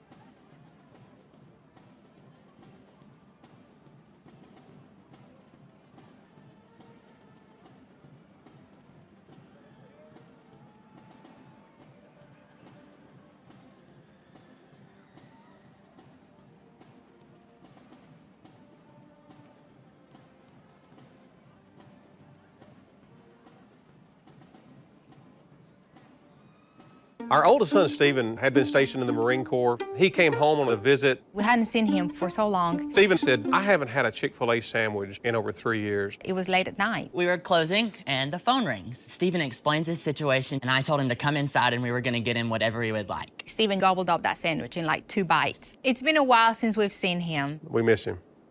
We brought a care package for Steve. I'll take that. Oh my goodness.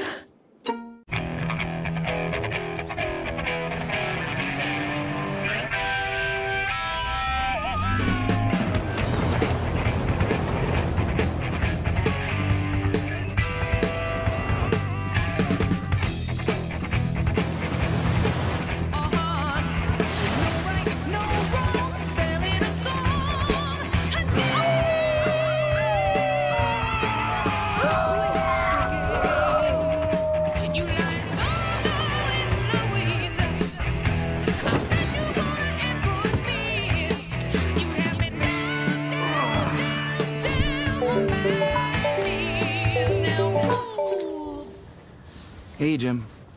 Working all weekend. Yeah. I'll definitely get those to you first thing Monday. Thanks, bye.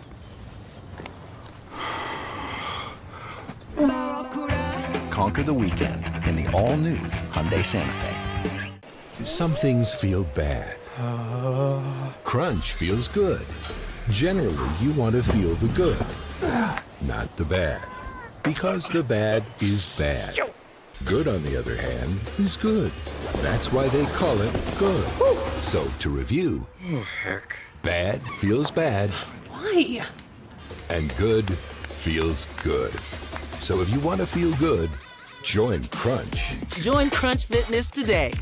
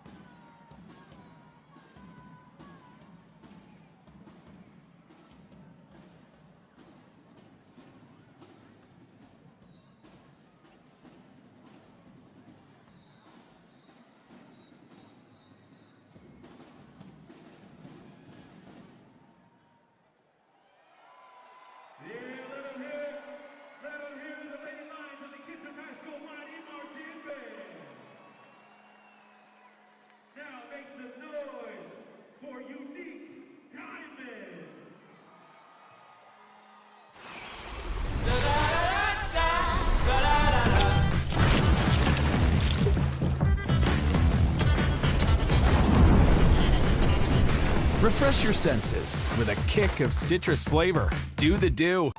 At first, just leaving the house was hard. But Wounded Warrior Project helps you realize it's possible to get out there. To feel a sense of camaraderie again. To find the tools to live life better. Through generous community support, we've connected warriors and their families with no-cost physical and mental health services, legislative advocacy, career assistance, and life skill training for 20 years. And we're just getting started. Hey, grab me one too.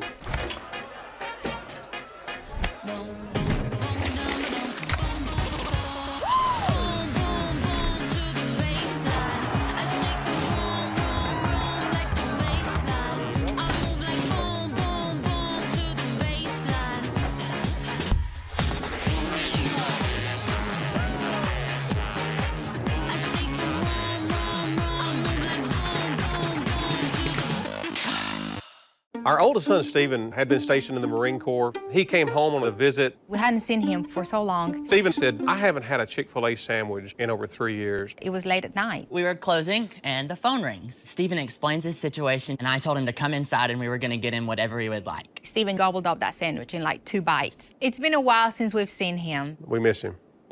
We brought a care package for Steve. I'll take that.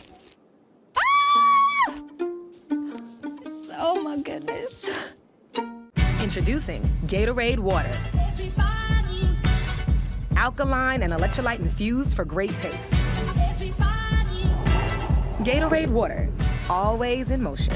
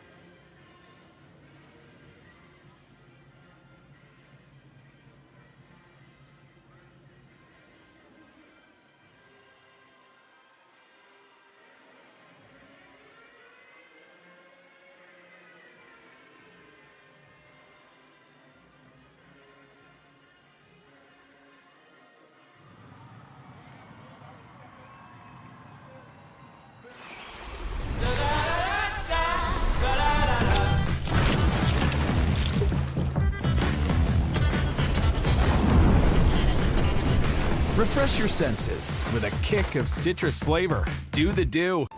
At first, just leaving the house was hard. But Wounded Warrior Project helps you realize it's possible to get out there. To feel a sense of camaraderie again. To find the tools to live life better. Through generous community support, we've connected warriors and their families with no-cost physical and mental health services, legislative advocacy, career assistance, and life skill training for 20 years. And we're just getting started. Hey, grab me one too.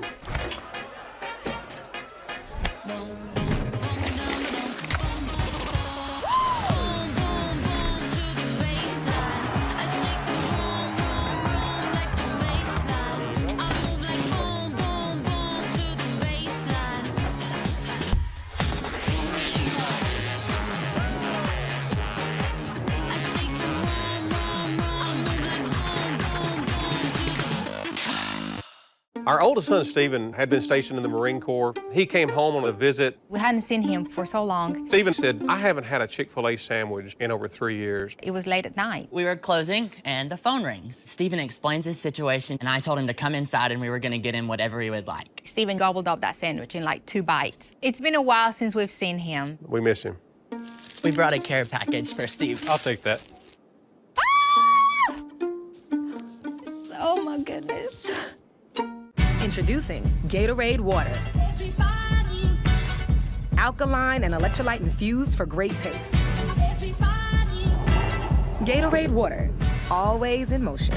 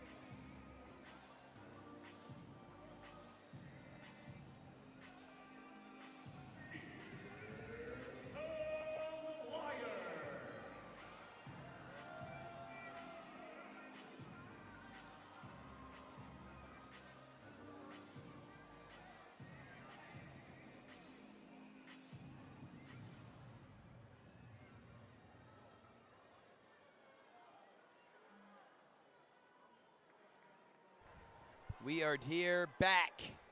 Rip Behringer, Rick Beach, 28-6, second half about to start. Richard, you saw the Lions come out. I know you didn't get to interview Coach Damian Daniels, but you saw them. What's their confidence like coming out of the second half up by 22?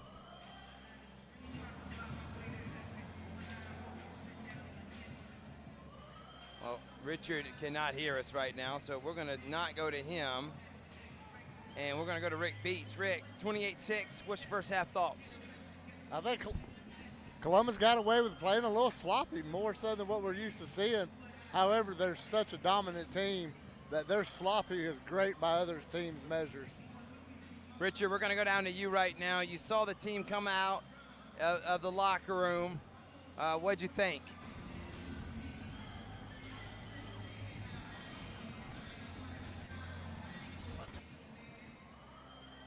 Well, we're having some technical difficulties there.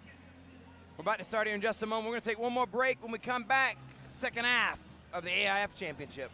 I'm thirsty. Try this. Starry. It's a lemon lime soda that's crisp, clear, and So refreshing. bro, chill. It was a soda. Starry lemon lime soda. It's different.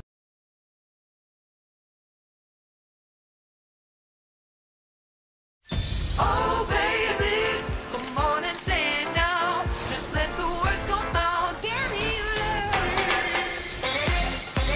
No calories, no sweeteners, all smiles. Bubbly sparkling water. Crack a smile.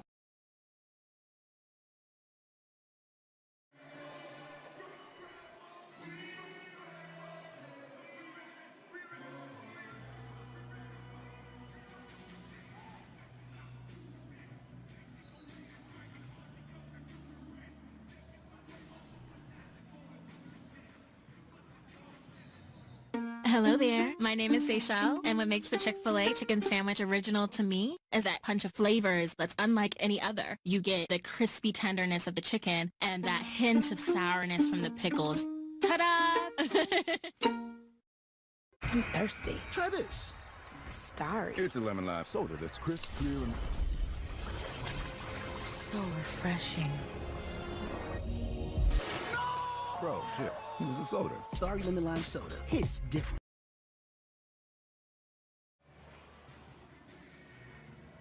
We're back here on the broadcast at the Civic Center.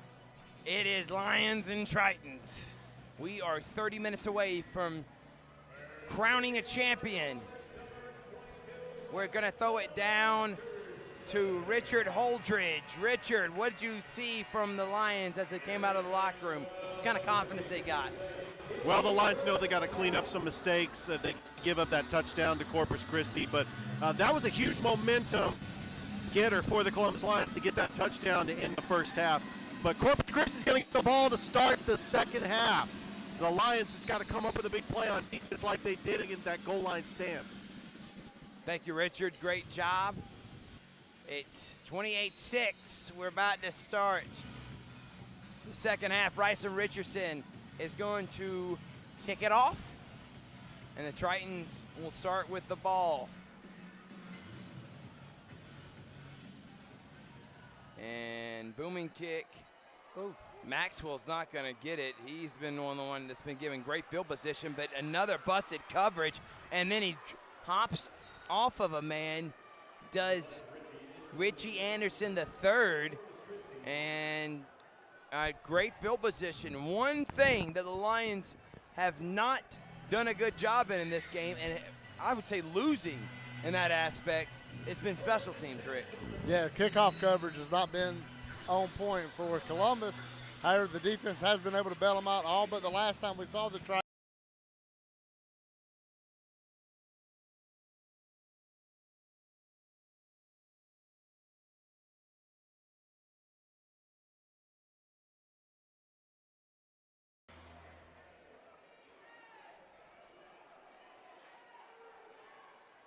Dalton Cole takes the snap. Is going to lob up a pass into the back of the end zone. There's And yeah, the they're going flag. to get pass interference. He was looking for 6'6" Quintavious Workman, and a little handsy from the secondary of the Lions. Yeah, absolutely. It looked like they just grabbed onto his shoulder pad and held onto it while the ball was in the air. It's what happens sometimes when you're dealing with 6'6" like that.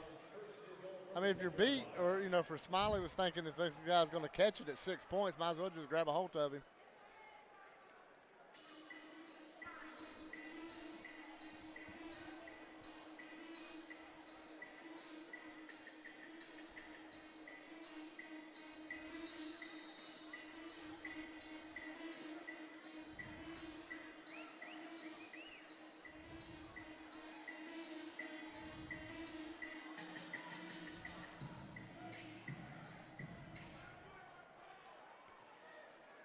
Marcus Brooks with already 42 touchdown passes on the season, 4 in that first half. Cole, that wasn't catchable. Yeah, if it was a catchable pass, they might have got another pass I was about to interference. say that because he looked like he was held a little bit there, but I don't even know if Yao Ming or Shaq, 7-footers, could have caught that one. Yeah, he zinged that one way up over there, almost to the sweeps.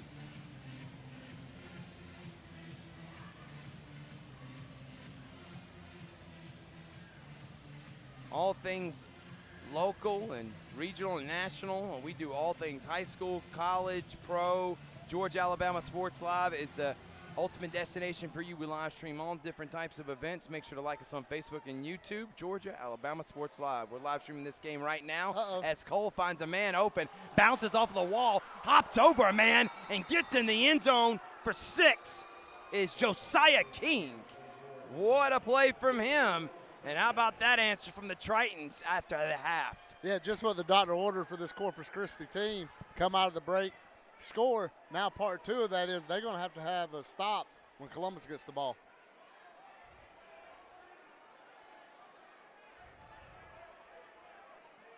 They're going to go ahead and kick the extra point instead of going for the 2.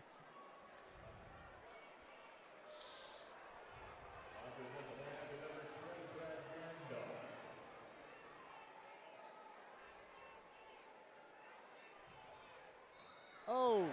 And extra point is no good, but the Tritons do score 6, cut the deficit to 16. More action here in the AIF championship game.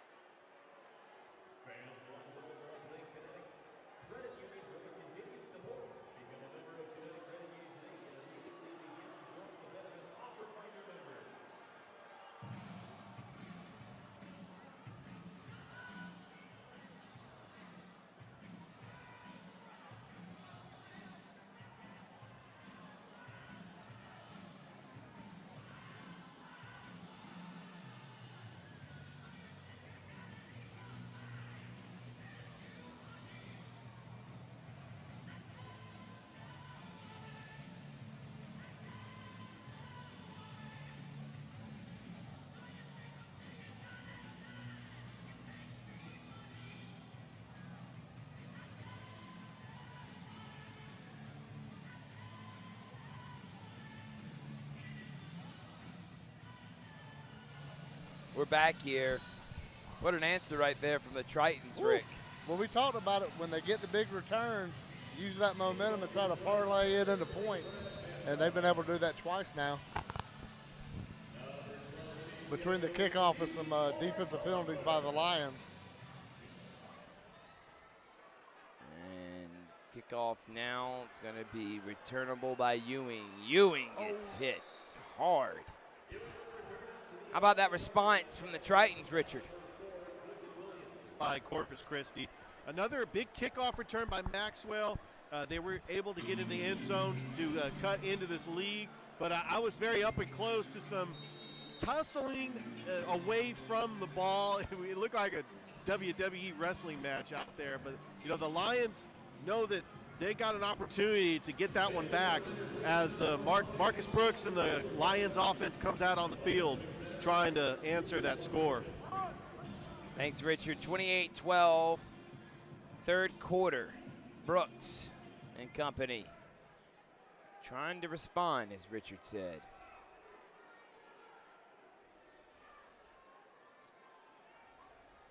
Brooks quickly gets the ball out. Ewing overshoots him and passes incomplete. Fabian McNichols was looking. He might have had a cakewalk interception on that play when it was deflected, but he was locked in on the receiver, and the ball just bounced right beside him. Marcus Brooks was 9 of 16, 97 yards, and 4 touchdown passes there in that first half.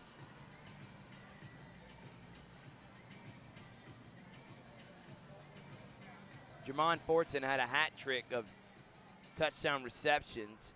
Dalton Cole was 4 of 7 with an interception and then a touchdown pass. And so now he gets another one. And flag on the fly. Another flag as Ewing gets pummeled into the sideline there.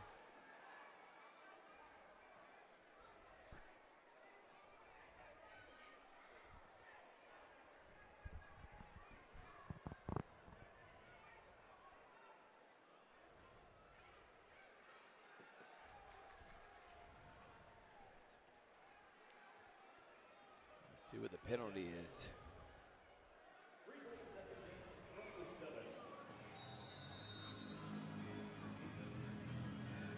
So they're going to back Lions up 5 more, so it's going to be 2nd and 15 from the 7.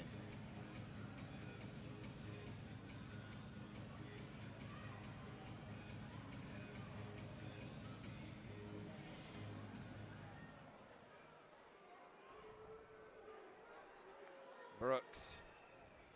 Oh. And that's going to be Give infraction, 5 yards, bring it right back. Yeah, sorry, Thrift. I was about to say the same thing, about to just give that 5 right back. If you're Corpus Christi, you need all the help you can get to get back in this game.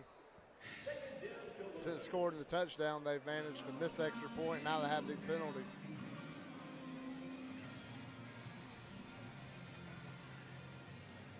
Great job by the halftime performance put on by the Kendrick Cherokee Band, several cheerleaders and dancers from different schools.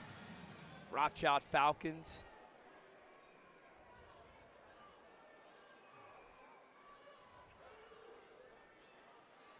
Finds Ewing, caught, tries to get one past one man, does get enough for the first down and moves the sticks. Yeah, really good play call right there with the Lions, bringing their motion man behind the set receiver, kind of hide him the best they can, then split him out there in the open. I love it when you talk football, Rick.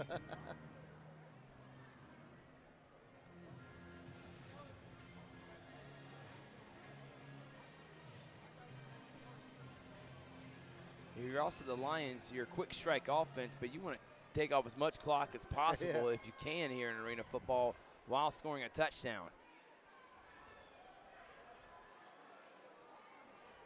Pump fake, looks to the other side, and I'd say pretty good coverage there from number 1, LeBaron Mallory, as Brooks goes to the ground. Pass goes incomplete. Make it 2nd down and 10. Yeah, Corpus Christi doing a good job getting pressure this game. We saw the long touchdown pass early in the first quarter. They had Brooks moving off his mark. It just coverage failed on the back end. Now you saw right there, kept their coverage alive, forcing the incomplete pass.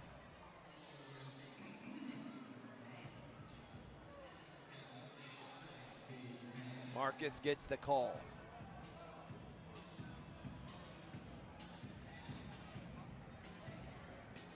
Lions have 3 championships on their banner, 2010, 15, 16. They haven't put 2023 up, so really 4 should be up there. This would be number 5. Brooks goes deep, Ewing, and they're going to get pass interference there on Darren Maxwell. He can't believe it. Ewing saying he caught the football.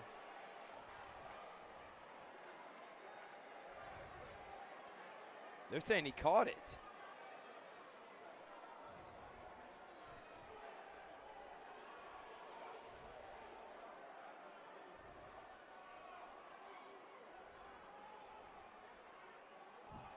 So we couldn't see it from the angle, but he dove after the ball, and I guess they're saying Casey Smith saying touchdown. They caught the football before it hit the ground.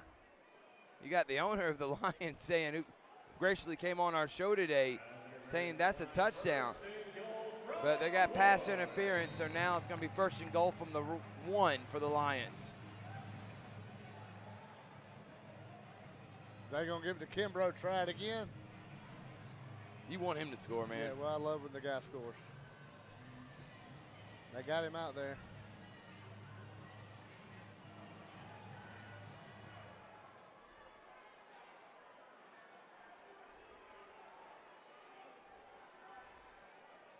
Marcus, look, hands it to him, and nothing. Number 2 for Corpus Christi, Fuentes. He's had his eye on him the entire night. Head coach of the Corpus Christi Tritons, Bradley Chavez. Done a good job with this program. Got them here in this organization, here in the championship game of the AIF. They're fighting. They could have rolled over when it was 21-0. They're putting up a little bit of a fight here lately.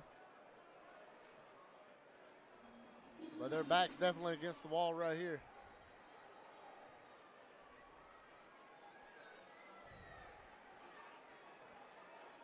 Brooks.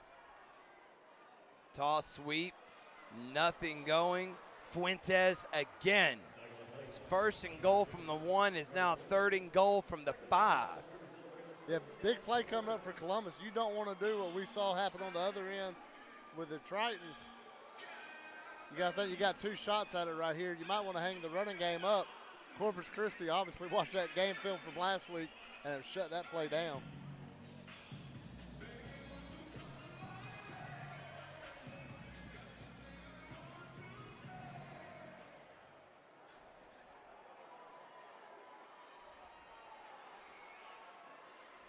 Brooks looking for Fortson. Instead, fires it at Gooden. Fortson had a paw on it, looking for pass interference. Another 4th down and goal. We saw this right before the half, and Brooks found Fortson for his third touchdown. And now Fortson's going to get a 15-yard penalty. Yeah, Fortson looked like he was held on that last play coming over the middle. Looked like he was held. He kept arguing his point. Now you made a fourth down play even worse. Yeah, he definitely got held on that move. Rick, you made a great point. As soon as he made the cut, his jersey was held a little bit. Wasn't called, but then gets a 15-yard penalty. On fourth down. Or third. That's going to be fourth down. Now it's getting interesting. But for the Lions offense being as fast-paced and as high-flying as it is, almost backing up opens that offense up a little bit. You're not limited on the plays you can run.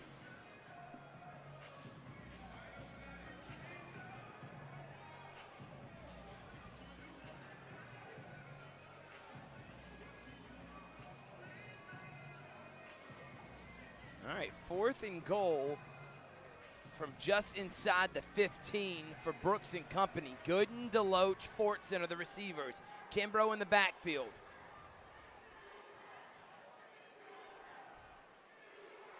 Brooks. Under pressure. Is going to be thrown down and sacked. Mikael Philo-Smiley gets the sack. And the Tritons makes this very interesting. We're going to go to break. Tritons get a stop and get the ball at midfield, down by 16 in the AIF Championship. Our oldest son, Stephen, had been stationed in the Marine Corps. He came home on a visit. We hadn't seen him for so long. Stephen said, I haven't had a Chick-fil-A sandwich in over 3 years. It was late at night. We were closing, and the phone rings. Stephen explains his situation, and I told him to come inside, and we were going to get him whatever he would like. Stephen gobbled up that sandwich in like 2 bites. It's been a while since we've seen him. We miss him. We brought a care package for Steve. I'll take that. Oh, my goodness.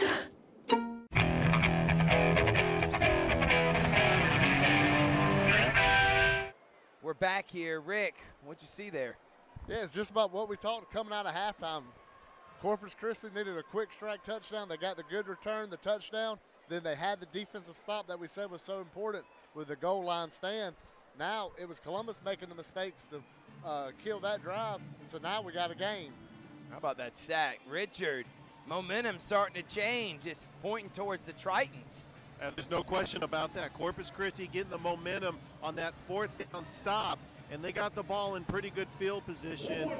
And it seems like the Corpus Christi defense is just stepping up when it matters the most. A huge stop, and that's the first time that the Columbus Lions have been stopped on a drive today. Richard, thank you. And now, as I said, it just got very interesting. And it could get super interesting if the Tritons can score a touchdown here and get within single digits, potentially with the extra point, which we have not said at all here in a second half of a game in the last 3 seasons at the Columbus Civic Center for the Lions. Yeah, uncharted waters for sure by these Lions.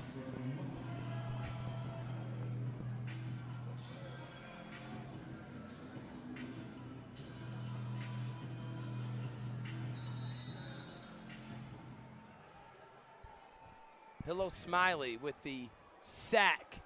And now Cole and company operate at midfield. Gets it out quickly, but it goes right through the hands of William Langford. They got 2 guys over 6'5" in receivers with Langford and Workman, 6'5" and 6'6", tall possession receivers. That one just goes through his hands. Yeah, you got 2 tall guys you can put on the outside. Then you have Doss, the speedster, in the middle. You expect to see Doss right here try to get open again and get a long catch. We saw him on that play. He was beginning to streak open when they let the ball loose.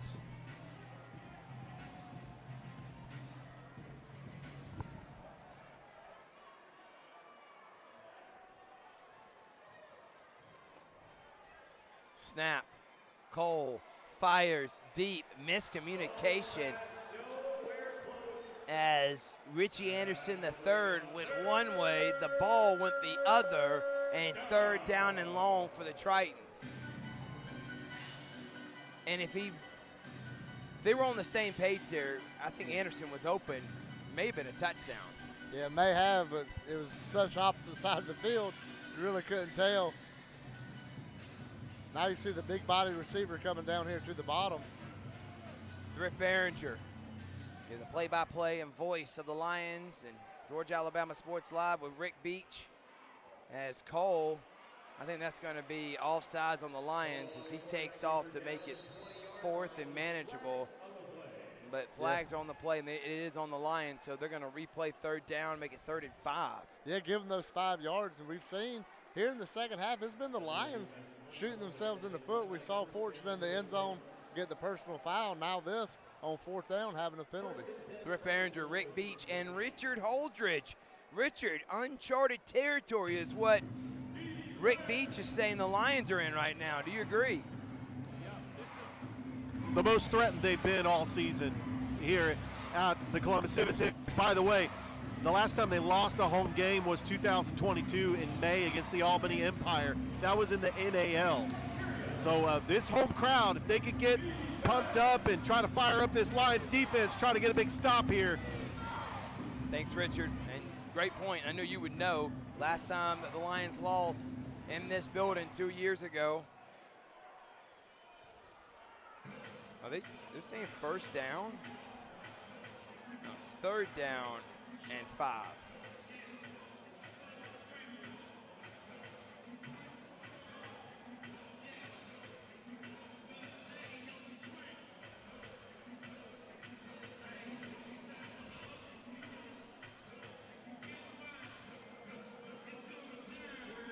So it is 3rd down. They a miscommunication with Chains and the officials, I guess, there, Rick. But there they go. 3rd down and 5.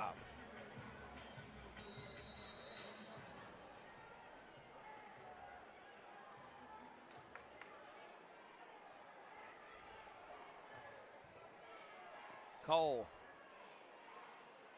fakes the handoff. Is this a quarterback draw? Still on his feet. And still alive, but great pursuit of the football led by DeCoven Ware. And it's going to be 4th down. He does all that for a yard. So make it 4th down at about 4. Yeah, kind of questionable play calling. You want to call it. It looked like it was a design run. You're going to fake it and then run behind him. Did not work out. Now you got this crowd getting back into it. You see the Columbus players getting ready.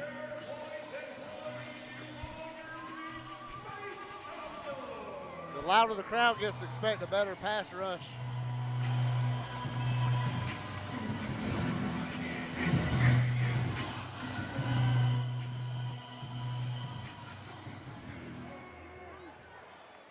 Fourth down from the 20.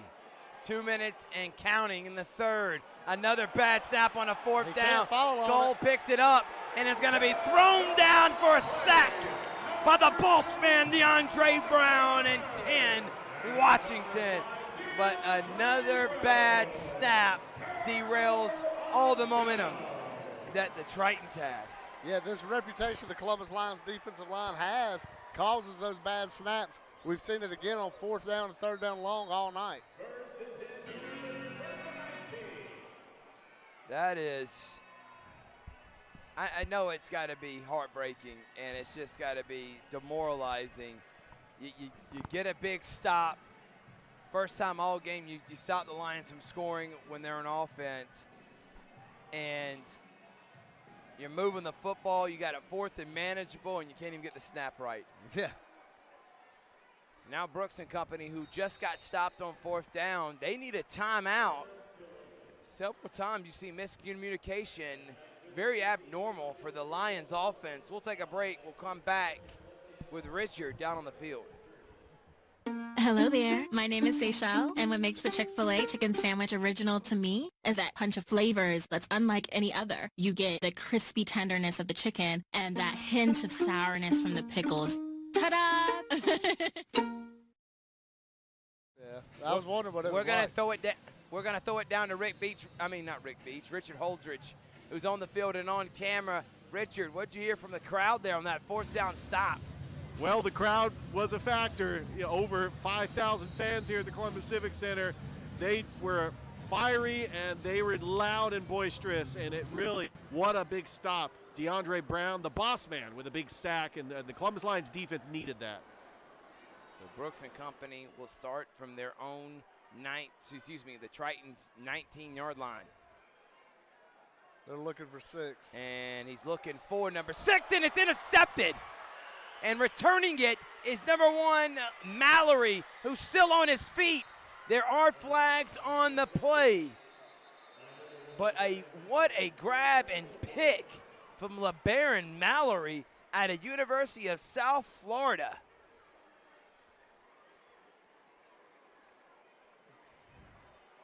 Uh-oh, it's on Columbus.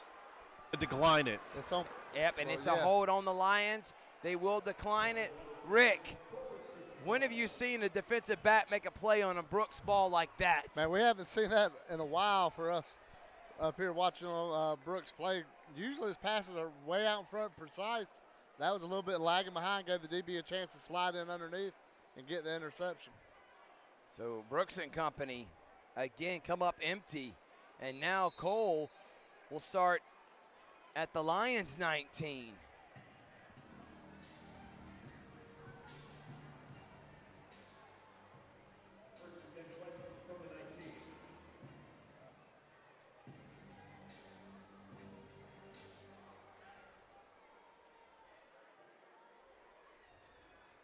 Cole steps up, sidearms it, looking for Orlando Doss. And great pressure from Brown and company. Set up 2nd down and 10. Yeah, looked like Cole could have kept that one and tried to get some yards, but always trying to sling it downfield, get the big first down.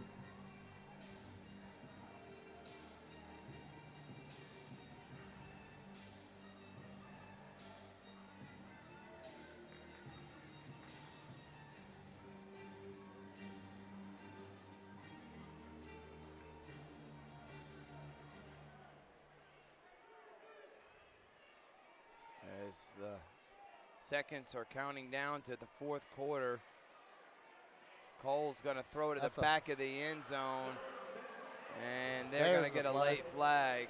Holding his jersey up from about the 5-yard line all the way into the end zone. Richie Anderson was the intended target. He actually turned his head to the wrong shoulder. It may have been a touchdown catch, so they're going to move him up even closer.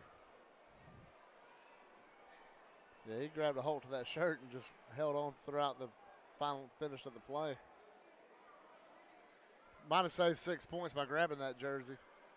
So 1st and goal for the Tritons. And there's got Brown in the offensive huddle. And now a flag. Oh, and then got some hands being thrown. The chippiness. Orlando Doss right now and Droll Green are getting into it. Ejection. And the referee just ejected Orlando Doss. We saw that great one-handed catch he had earlier. So Orlando Doss, one of the receivers that made that incredible catch there back in the first half, just got ejected. Let the emotions get the best of him. Well, this all started with DeAndre Brown getting in the offensive huddle and kind of just playing around with Corpus Christi. They took offense to it, obviously, and it just caused a couple side scuffles.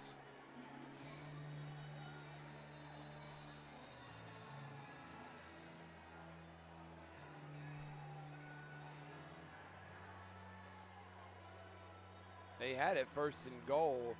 Now it's first and goal, at about 8. Now it's going to be 1st and goal at about the 19.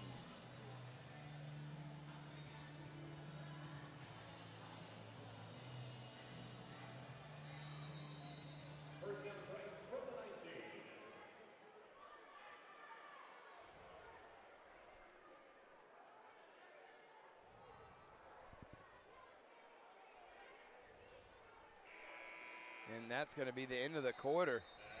They let the clock go down. An interesting 3rd quarter as the Lions and Tritons are in a battle 28-12, one more quarter to go to crown a champion here on the Lions YouTube channel and Georgia Alabama Sports Live. Be back after this.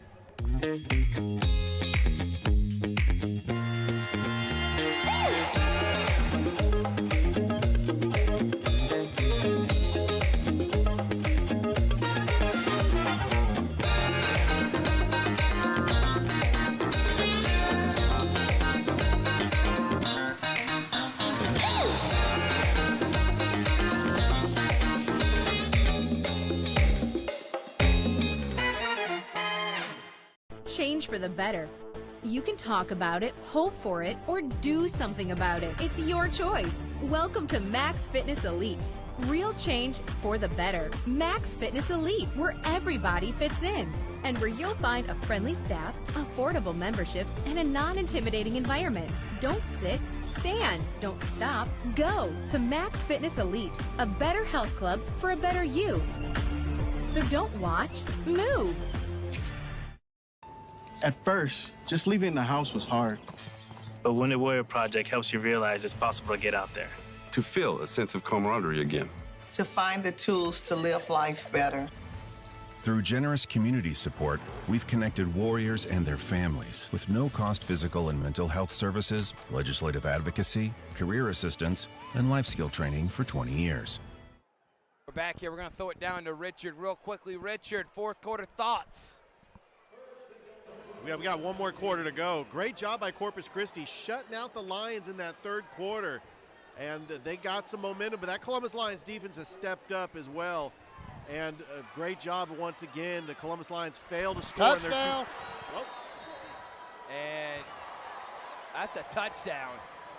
Richard, I tell you what, trying to say quickly get it out, and you didn't get it out fast enough as there's a touchdown pass.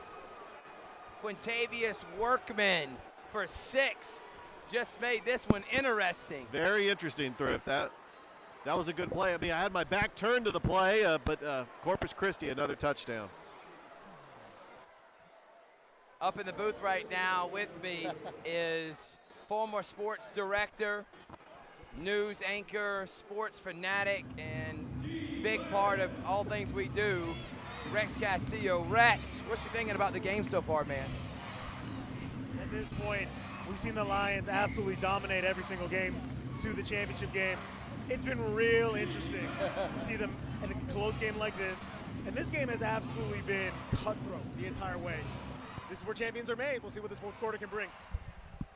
If the Tritons can get this 2-point conversion, they'll be in single digits for the first time any team has in 2 years.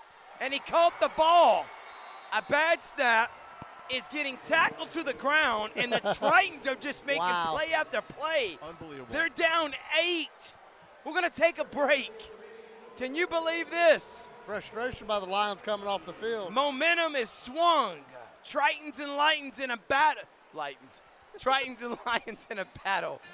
We'll be back after this. I'm thirsty. Try this. Starry. It's a lemon lime soda that's crisp, clear, and So refreshing. Bro, chill. It was a soda. Starry lemon lime soda. Hits different.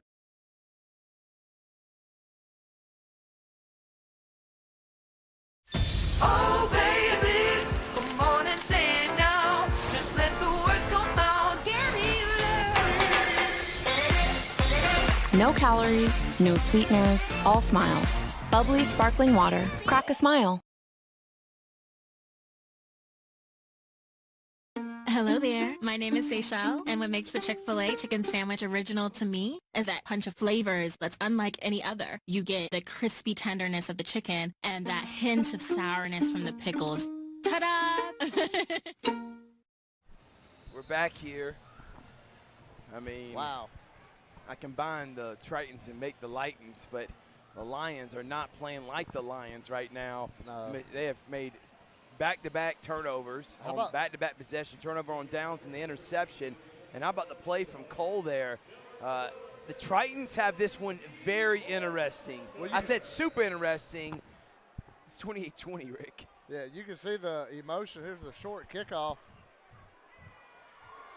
And that's going to be returnable for Ewing, so good field position. So the Lions walking off the field, DeAndre Brown rolling his helmet. You could clearly see how upset they were and the emotions overflowing. And you got to contain your emotions in a championship game, especially when you're in uncharted territory.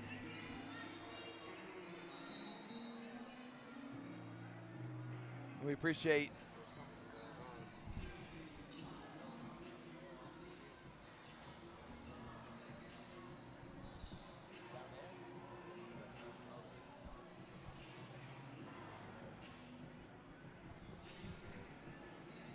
well, it's 28-20 now. Brooks and company, their backs against the wall, if you will. Only up 8, gets the ball out quickly to Ewing. Ewing. And I'm kind of seeing what I think Marcus and them are going to try to do here. Let's get it out quickly to our playmakers. Let them make plays so they can dunk all the way down the field. And we need a touchdown badly here. Because the Tritons get a stop, they could potentially tie this game the next possession. Yeah, any kind of stop or, Lord forbid, a turnover right here really flip that momentum around. But you expect to see slant, and then hit the deep man right here in the end zone. Demasio Ewing, Fortson, and Gooden, Tremel Gooden are the receivers out there. Gooden in one-on-one, motions are Fortson and Ewing. Brooks firing Ewing, and throws it behind him. Everything's been off so much for the Lions tonight. They have been up, this entire game, but definitely you could tell it's been off. Third down and short.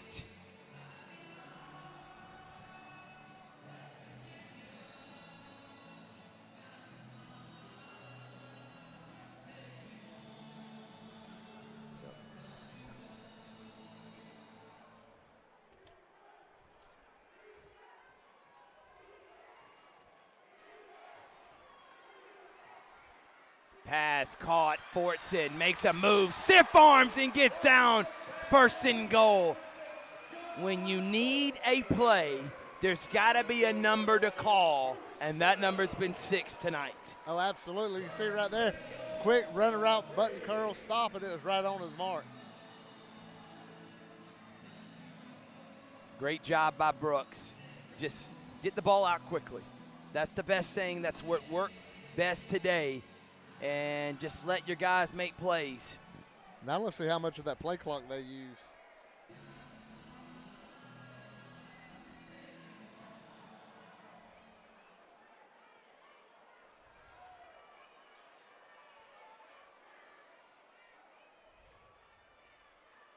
Throws it to the back of the end zone, and that's going to be an obvious pass interference. Yeah.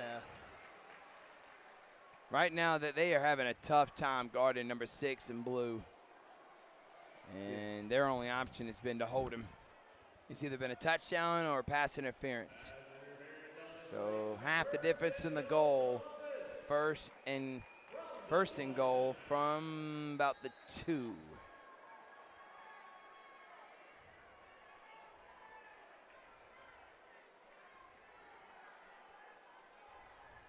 So you're already down to 15 seconds when they broke the huddle.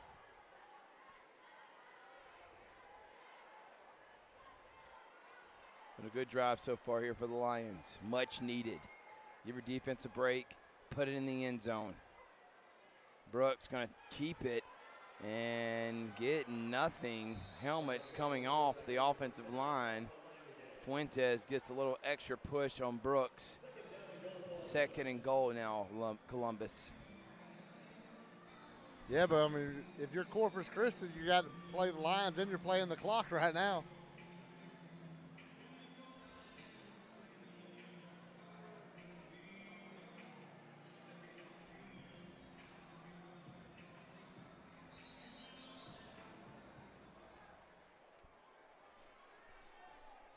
Timeout.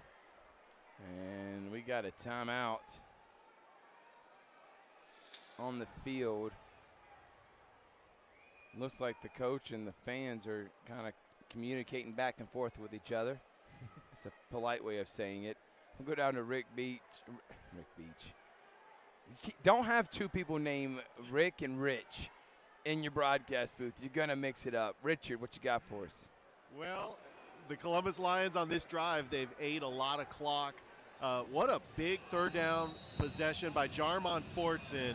He made a big boy move to get into the goal line situation here for Columbus. And really less than 10 minutes to go.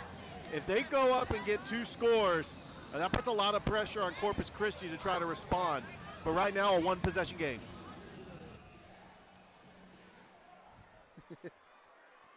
The Loach, Fortson, and Gooden. Brooks fires and throws behind Gooden as Brooks gets hit. He's been on his backside a lot today because of the hits, and I think that was the big thing coming in for the Tritons defense. Hit Brooks. Get him off his mark. Yeah, even if he makes the pass, hit him. Make him feel us. Lions have only scored 1 touchdown this half. Can you believe that?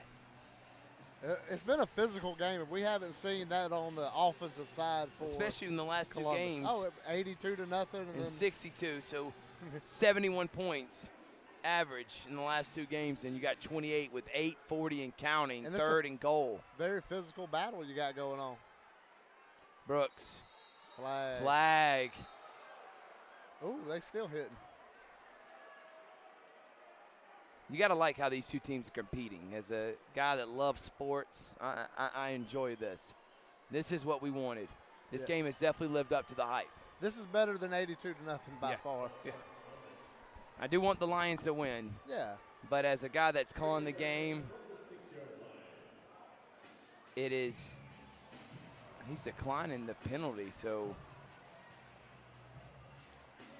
no. I was about to say. Okay, so it is a penalty on the Lions because the referee did the decline sign. 3rd and goal.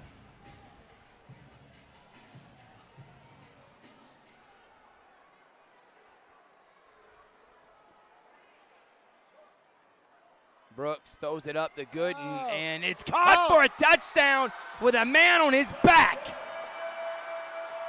Brooks throws it up to Gooden, and with number 1, LeBaron Mallory from the Tritons on Gooden's back, still comes down with it and gets the much-needed Lions touchdown. With the championship on the line, championship players making big plays. That was all that was right there.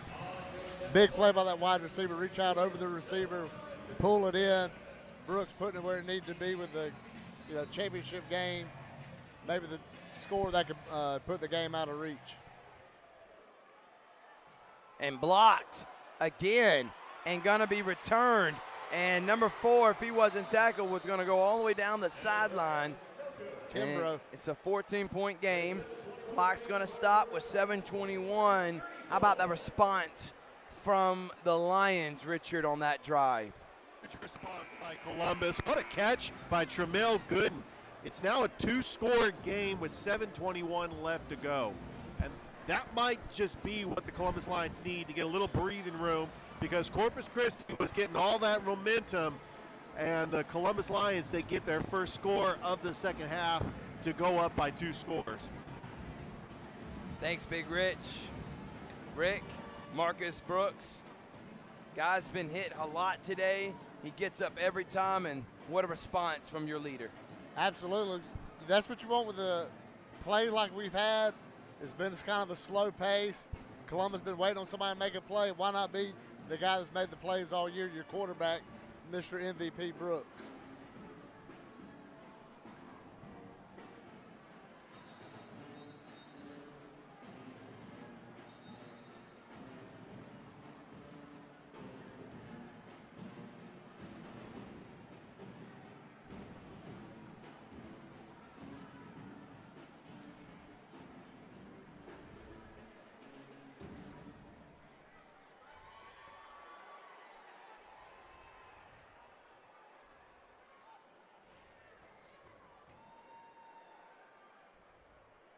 So the Lions will kick it off here. Thrift Behringer Rick Beach. We're live on the Columbus Lions YouTube channel, AIF YouTube channel, and Georgia Alabama Sports Live. Cover all things Georgia and Alabama. Live streaming high school, professional, and college as the kickoff is going to be returned by Maxwell. He's had a great day, and he's going to go down the sidelines and get tripped up. Another great return for Corpus Christi. But make sure to follow us on Facebook, Georgia Alabama Sports Live, and on YouTube channel. We're live on that. Make sure to subscribe to the Columbus Lions YouTube channel. Visit the website, Columbus Lions.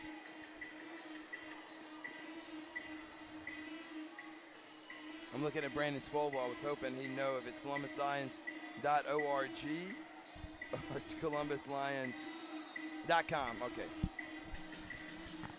I don't know why I thought it was ORG. Cole and company are going to start at the 17. They've had an answer for Columbus this entire half, so they're trying to answer right back again. See if they attack the end zone on the first play. Cole, and you made mention, goes right in the end zone. And that might have been the most obvious pass interference of the day, and to decide to swallow the whistle. I mean, he was held. I mean, it was so obvious there. You were just being oblivious to it. Yeah, man. Maybe he thought that both guys were tussling. Oh.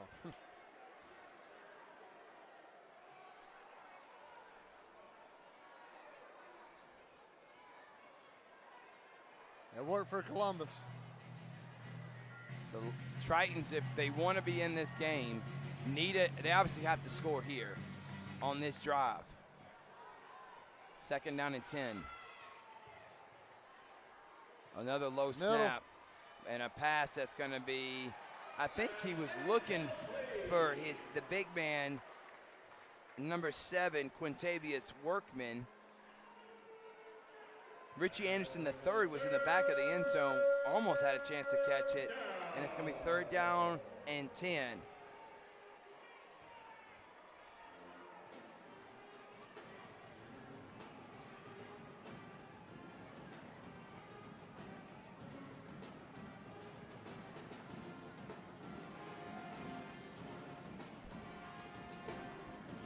So they got to get to the 7-yard line for the first down. Yeah, about there. And a bad snap. Low, Cole looking, firing, and almost intercepting. It's Stroll Green. Great coverage from him. 4th down. Another snap. Messed the whole timing of the entire playoff.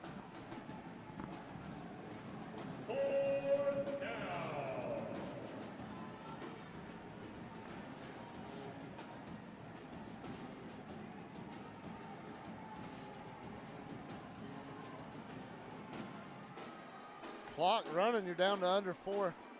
You're approaching 4.5 minutes left, and they're still in the huddle. That's how big this play is on 4th down.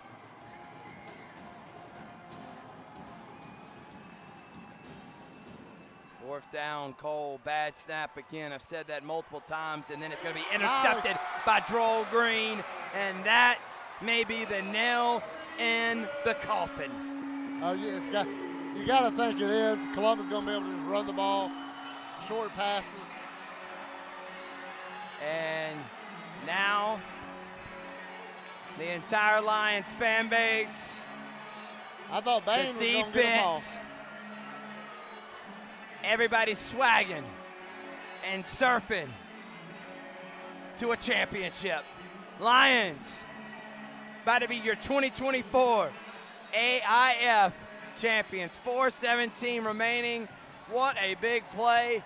And when they needed it most, the defense answered, and Marcus Brooks made plays to win this game. Oh, absolutely. It got interesting. It got 8-point game. Absolutely. Oh, and there's someone on the field. Oh, we got a fan that just ran onto the field and started swagging and surfing. So we had 2 fans on the field. That's going to mean penalty. Delay of game is all they're calling now in Columbus. Yeah, definitely that was like the sigh of relief for the whole building when that interception happened, and now everybody could taste that championship. We're going to throw it over to Richard. Richard's over there, and the Lions, I mean, how excited are they right now? Fired up. They're giving each other high fives. Everybody's just excited, they're swag surfing, and you can just feel the momentum down here. Thanks, Richard. We'll go back to you in just a moment as you're over there with the entire team. I mean, everyone got fired up there. What an incredible play, Richard, from the cornerback, Joel Green. All season, he's a veteran on this team. I remember a couple of years ago he had a pick 6 against the Jacksonville Sharks. As you hear in the background, one more stop. I honestly think the Lions could probably take this all the way down if they can with their offense. You got a 40-second play clock, little short passes like that. You could run it to Kimbrough right here, get a couple yards, and run 40 seconds off. You're at 2 minutes then. Brooks. Short pass. Deloach close to a first down. 3rd and short now. But this will take you to 2 minutes.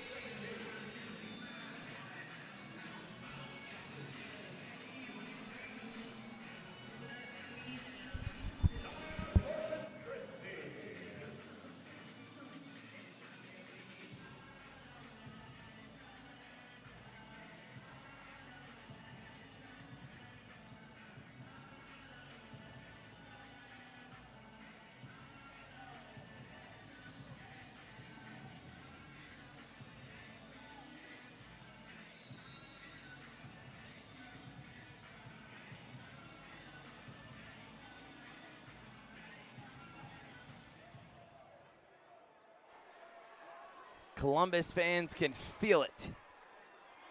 And he's going to throw it up. That's going to be a touchdown. Robinson catches it and goes all the way for 6. How about that? Brooks with the exclamation point. Lions, how about that? That eruption from the crowd. They're Man. feeling it. Robinson with an incredible move, and you knew that was just going to be easy pickings for Brooks. And the Lions go up by 20. That's touchdown pass number 6. 6 for Marcus Brooks. Crazy. 44 on the season. What a game, but what a season. And we've mentioned, how many times have we said they didn't look as good today. They looked a little sluggish, but they still got 6 touchdown passes.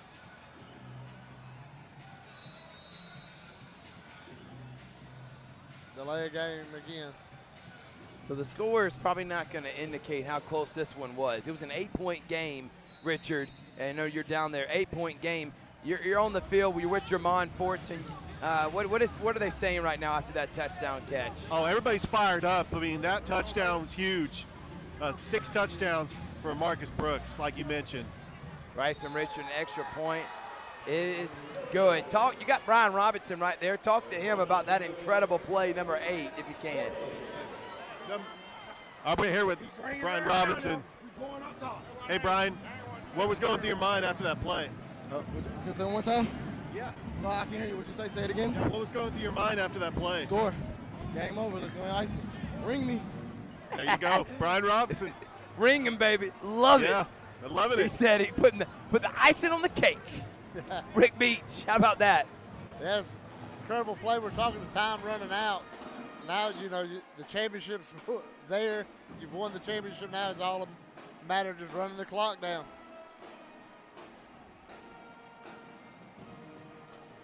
$1:19 remaining, 40-20. So the Lions get big stops from their defense. Brooks gets back-to-back touchdowns, and that's what championship teams do. They respond in adversity. The first time they've had adversity pretty much the entire season, except for that Harrisburg game that was on the road in which they won by 9. But here in the championship against a very formidable opponent, able to solidify back-to-back, it looks like, championships. We're going to have an interview, Richard will, with head coach Damian Daniels. And then after the game, we're going to have a post-game show on Georgia Alabama Sports Live. You're not going to want to miss it. Rick Beach, Richard Aldridge, and anybody from the Lions that wants to hop on, they will. As Maxwell, he's going to return it. I really thought he was going to get him one, as he has returned it every single time for at least 20 yards or more. And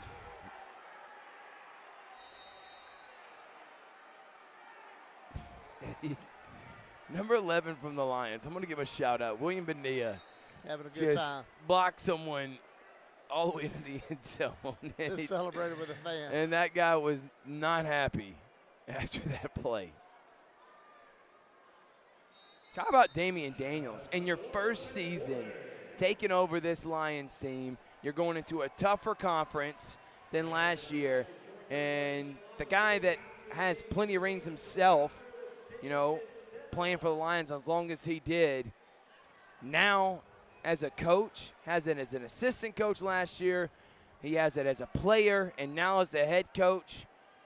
He is the greatest person that has ever been a part of this organization. I love Jason Gibson, but to win it as a player, assistant coach, and now head coach, he needs to be in the rafters here somewhere. Well, you think when you look up in the rafters, you see Boom Boom, then the rest of the I mean, hockey. they do have Damian Daniel, the player, but I want him as the coach now, too. When you look, you got the Boom Boom's the only other person up here that's done both, and now Damian Daniels can join the ranks of Jerome Boom Boom Bouchard as a great player that's a champion and a coach. And he means just as much to the Lions as Boom Boom does to the River Dragons. Flag on the play, so in the game as we started it. Jatavius Ponder. Yeah, I will tell you, the referees got a little bit better there.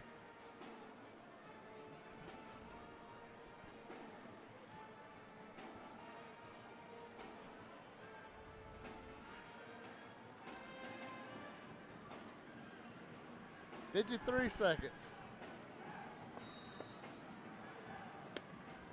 Just look at the players dancing. Richard, what's the atmosphere like down on the field? Oh, this bench is ready to explode. So much emotions here, just high fives, just ready to go. There you go.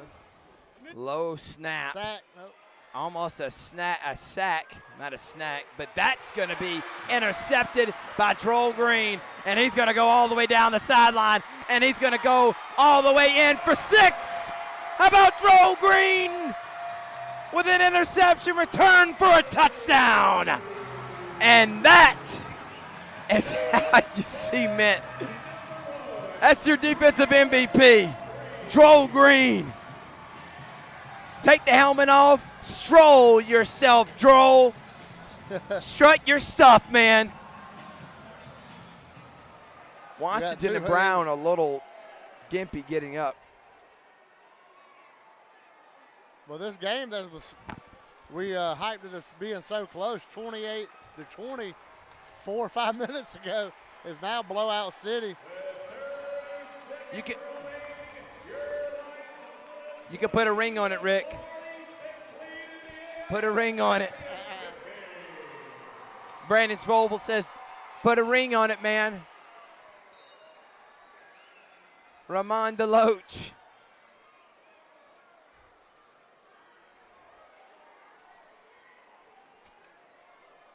Sports Center, you guys are 30 seconds away from winning another championship. How's it feel? It feel good, man. Feel good. Back to back. Glad to be here. I love Columbus. I'm just happy to win with these guys again. I want to take you back to that moment of going into the stands and giving that football to a soldier on military night. What did that mean, and just having that emotion last week? It means a lot, man. That's something I do all the time. It sucks I didn't get it this week, but hey, I love it though, man. Those guys, those men, they work hard for our country, so it felt good going there and giving them the game ball. Great job, Richard. Thank you, Ramon. I mean, you can hear it, the excitement. Droll Green with the interception, and I knew it. I was trying to call it, but I was like, man, I don't want him to get tripped up or tackled. But I knew as soon as he intercepted that they put a convoy in front of him, and he just high-stepped it all the way down for a touchdown.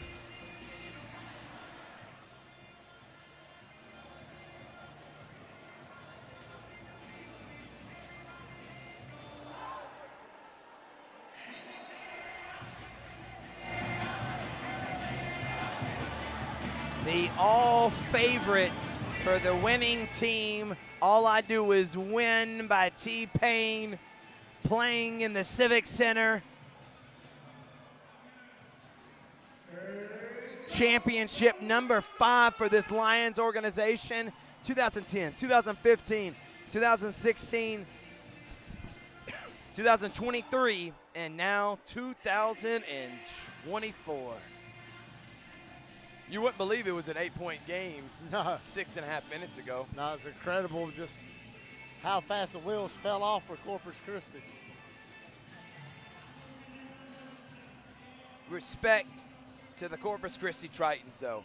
I know they're losing by 26 now, but I thought they had a valiant effort. They made this game very competitive. They obviously had the Lions frustrated. First time I've seen that all season. But just not enough firepower. The Lions are just well-oiled machine. That was just too much for anybody. And that's going to be returned to the 25. So Dalton Cole will get the ball one more time with 23 seconds left in this one.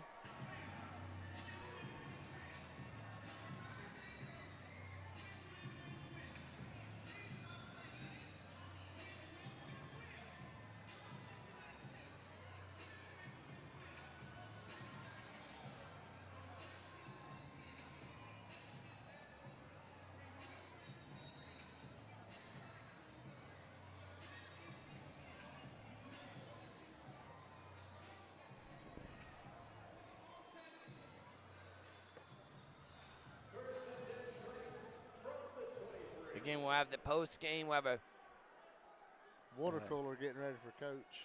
Richard also have an interview at the end of this game with Damian Daniels in a post game show on Georgia Alabama Sports Live. Cole takes the snap, finds an open man, but throws it low. Langford was the intended target. He was wide open. He may have scored there, and if it had been on target.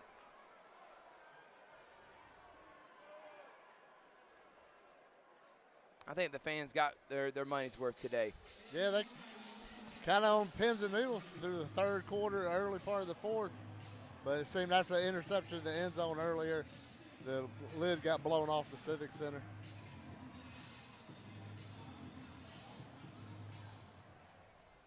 Conversion by Jarmon Fortson. Yeah, I think that was the biggest play for sure. And he had 4 touchdown catches today. That one goes right through the hands of Langford. If they'd catch a pass, the clock would be able to run out.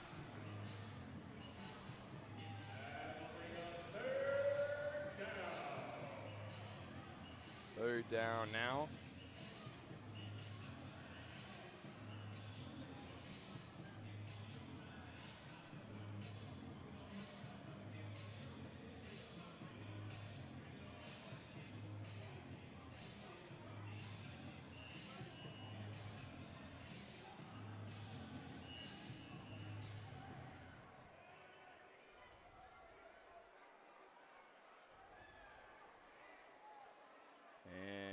Finds Workman. There it is.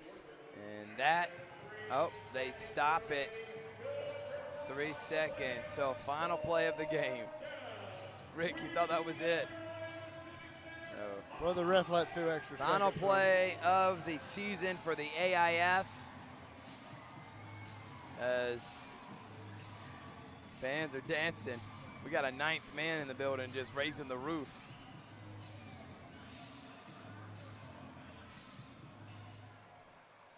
All right. Final play of the game.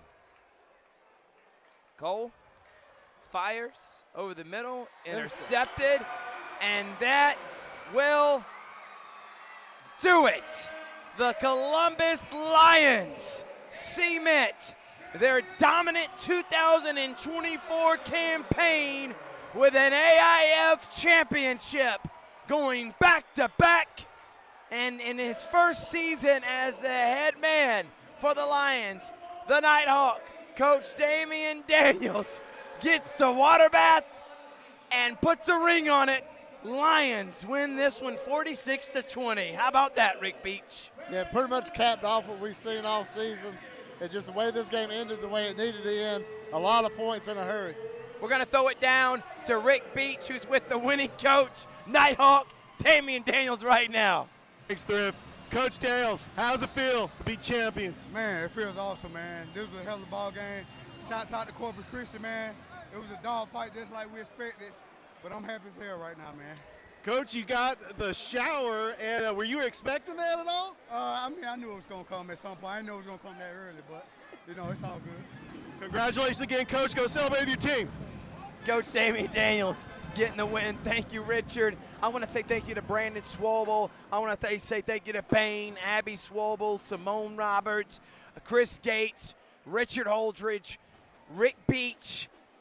I mean, the entire team with an ESPN, TNT, ABC, CBS, NBC, Fox level broadcast. Trying to name every conglomerate I could. Had a lot of fun all season. The Lions come up victorious. They are the standard of the AIF, Rick, and they showed why they're the best organization in this league. Corpus Christi, hats off to them. An excellent season. Gave the Lions a run for their money and had it within 8. But when you have that much talent and you've been here before, stuff like that matters, Rick Beach. The Lions know how to win. Not everybody knows how to win games. The Lions expect to win. They come out. We talked about that dominant defensive line. What were the biggest issues they had at Corpus Christi? They couldn't get a snap. When the game was on the line, when they needed a big play, they couldn't do a simple snap because of Scott, because of Brown coming out there rushing the quarterback. So they're going to have the championship ceremony here. We're also going to have later on, we're going to try to do a post-game show. Unbelievable performance from Marcus Brooks, man. What can you say about this guy? You know, he had his moments with a turnover on downs and the interception and back-to-back drives. The Tritons score, make it within 8. It's 3rd down and long, and then the guy comes up big and then finds it. Fortson for 6. How about that lethal combination? Jermon Fortson, 4 touchdown receptions. Marcus Brooks, 6 touchdown passes. Those guys were sensational tonight. Yeah, when you look at Brooks, you mentioned he didn't look as good early on, but when it mattered the most, what do they say? Ballers ball, and that's what Marcus did.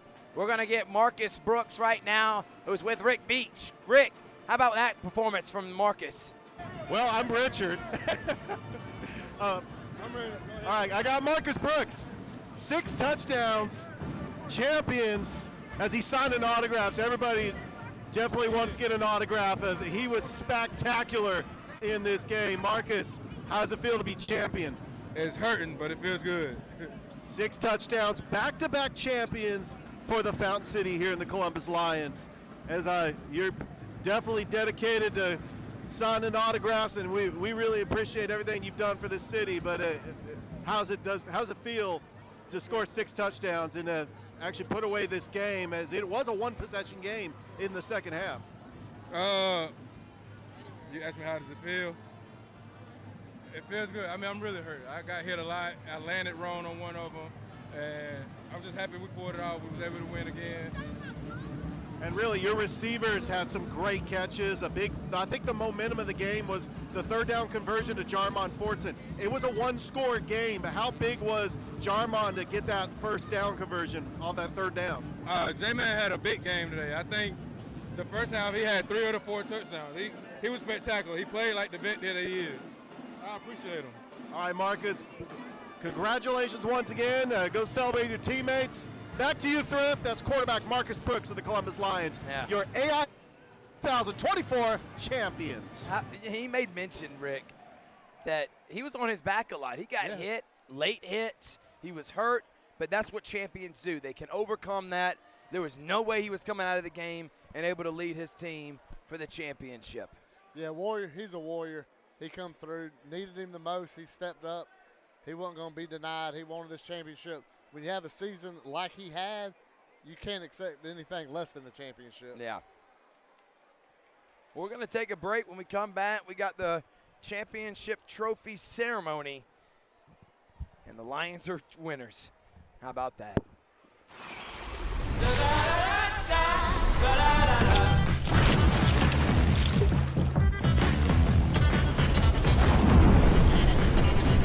Refresh your senses with a kick of citrus flavor. Do the do.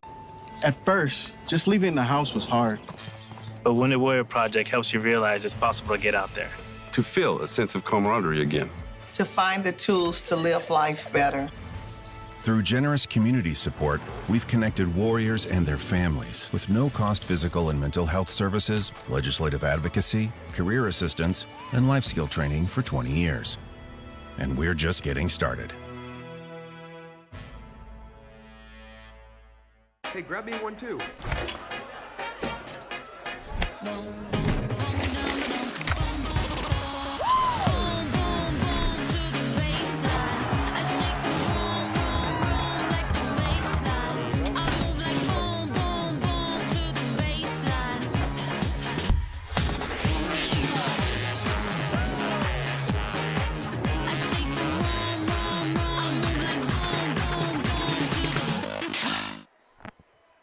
Columbus Lions, 46-20, victorious over their Corpus Christi Tritons. It's been a heck of a season.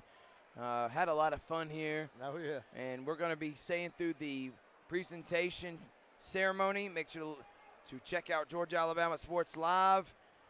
And thank you to everyone out there that has been tuning in, that's been watching, supporting the Lions all season long. We hope to be back better than ever next year.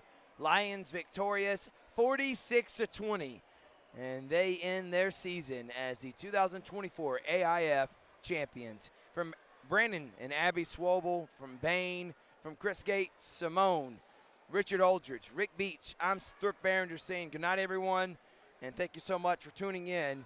We hope to see you next season. Lions champions once again.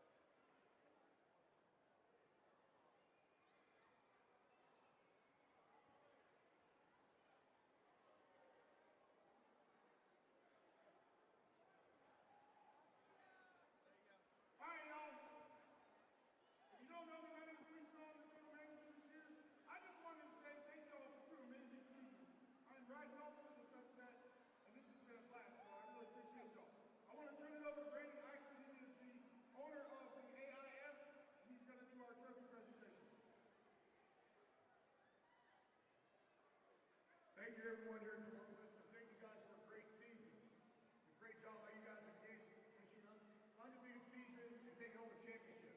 At this time, I'd like Richard and Casey to do the presentation here, Commissioner's Cup. Congratulations, guys. Now your 5th championship.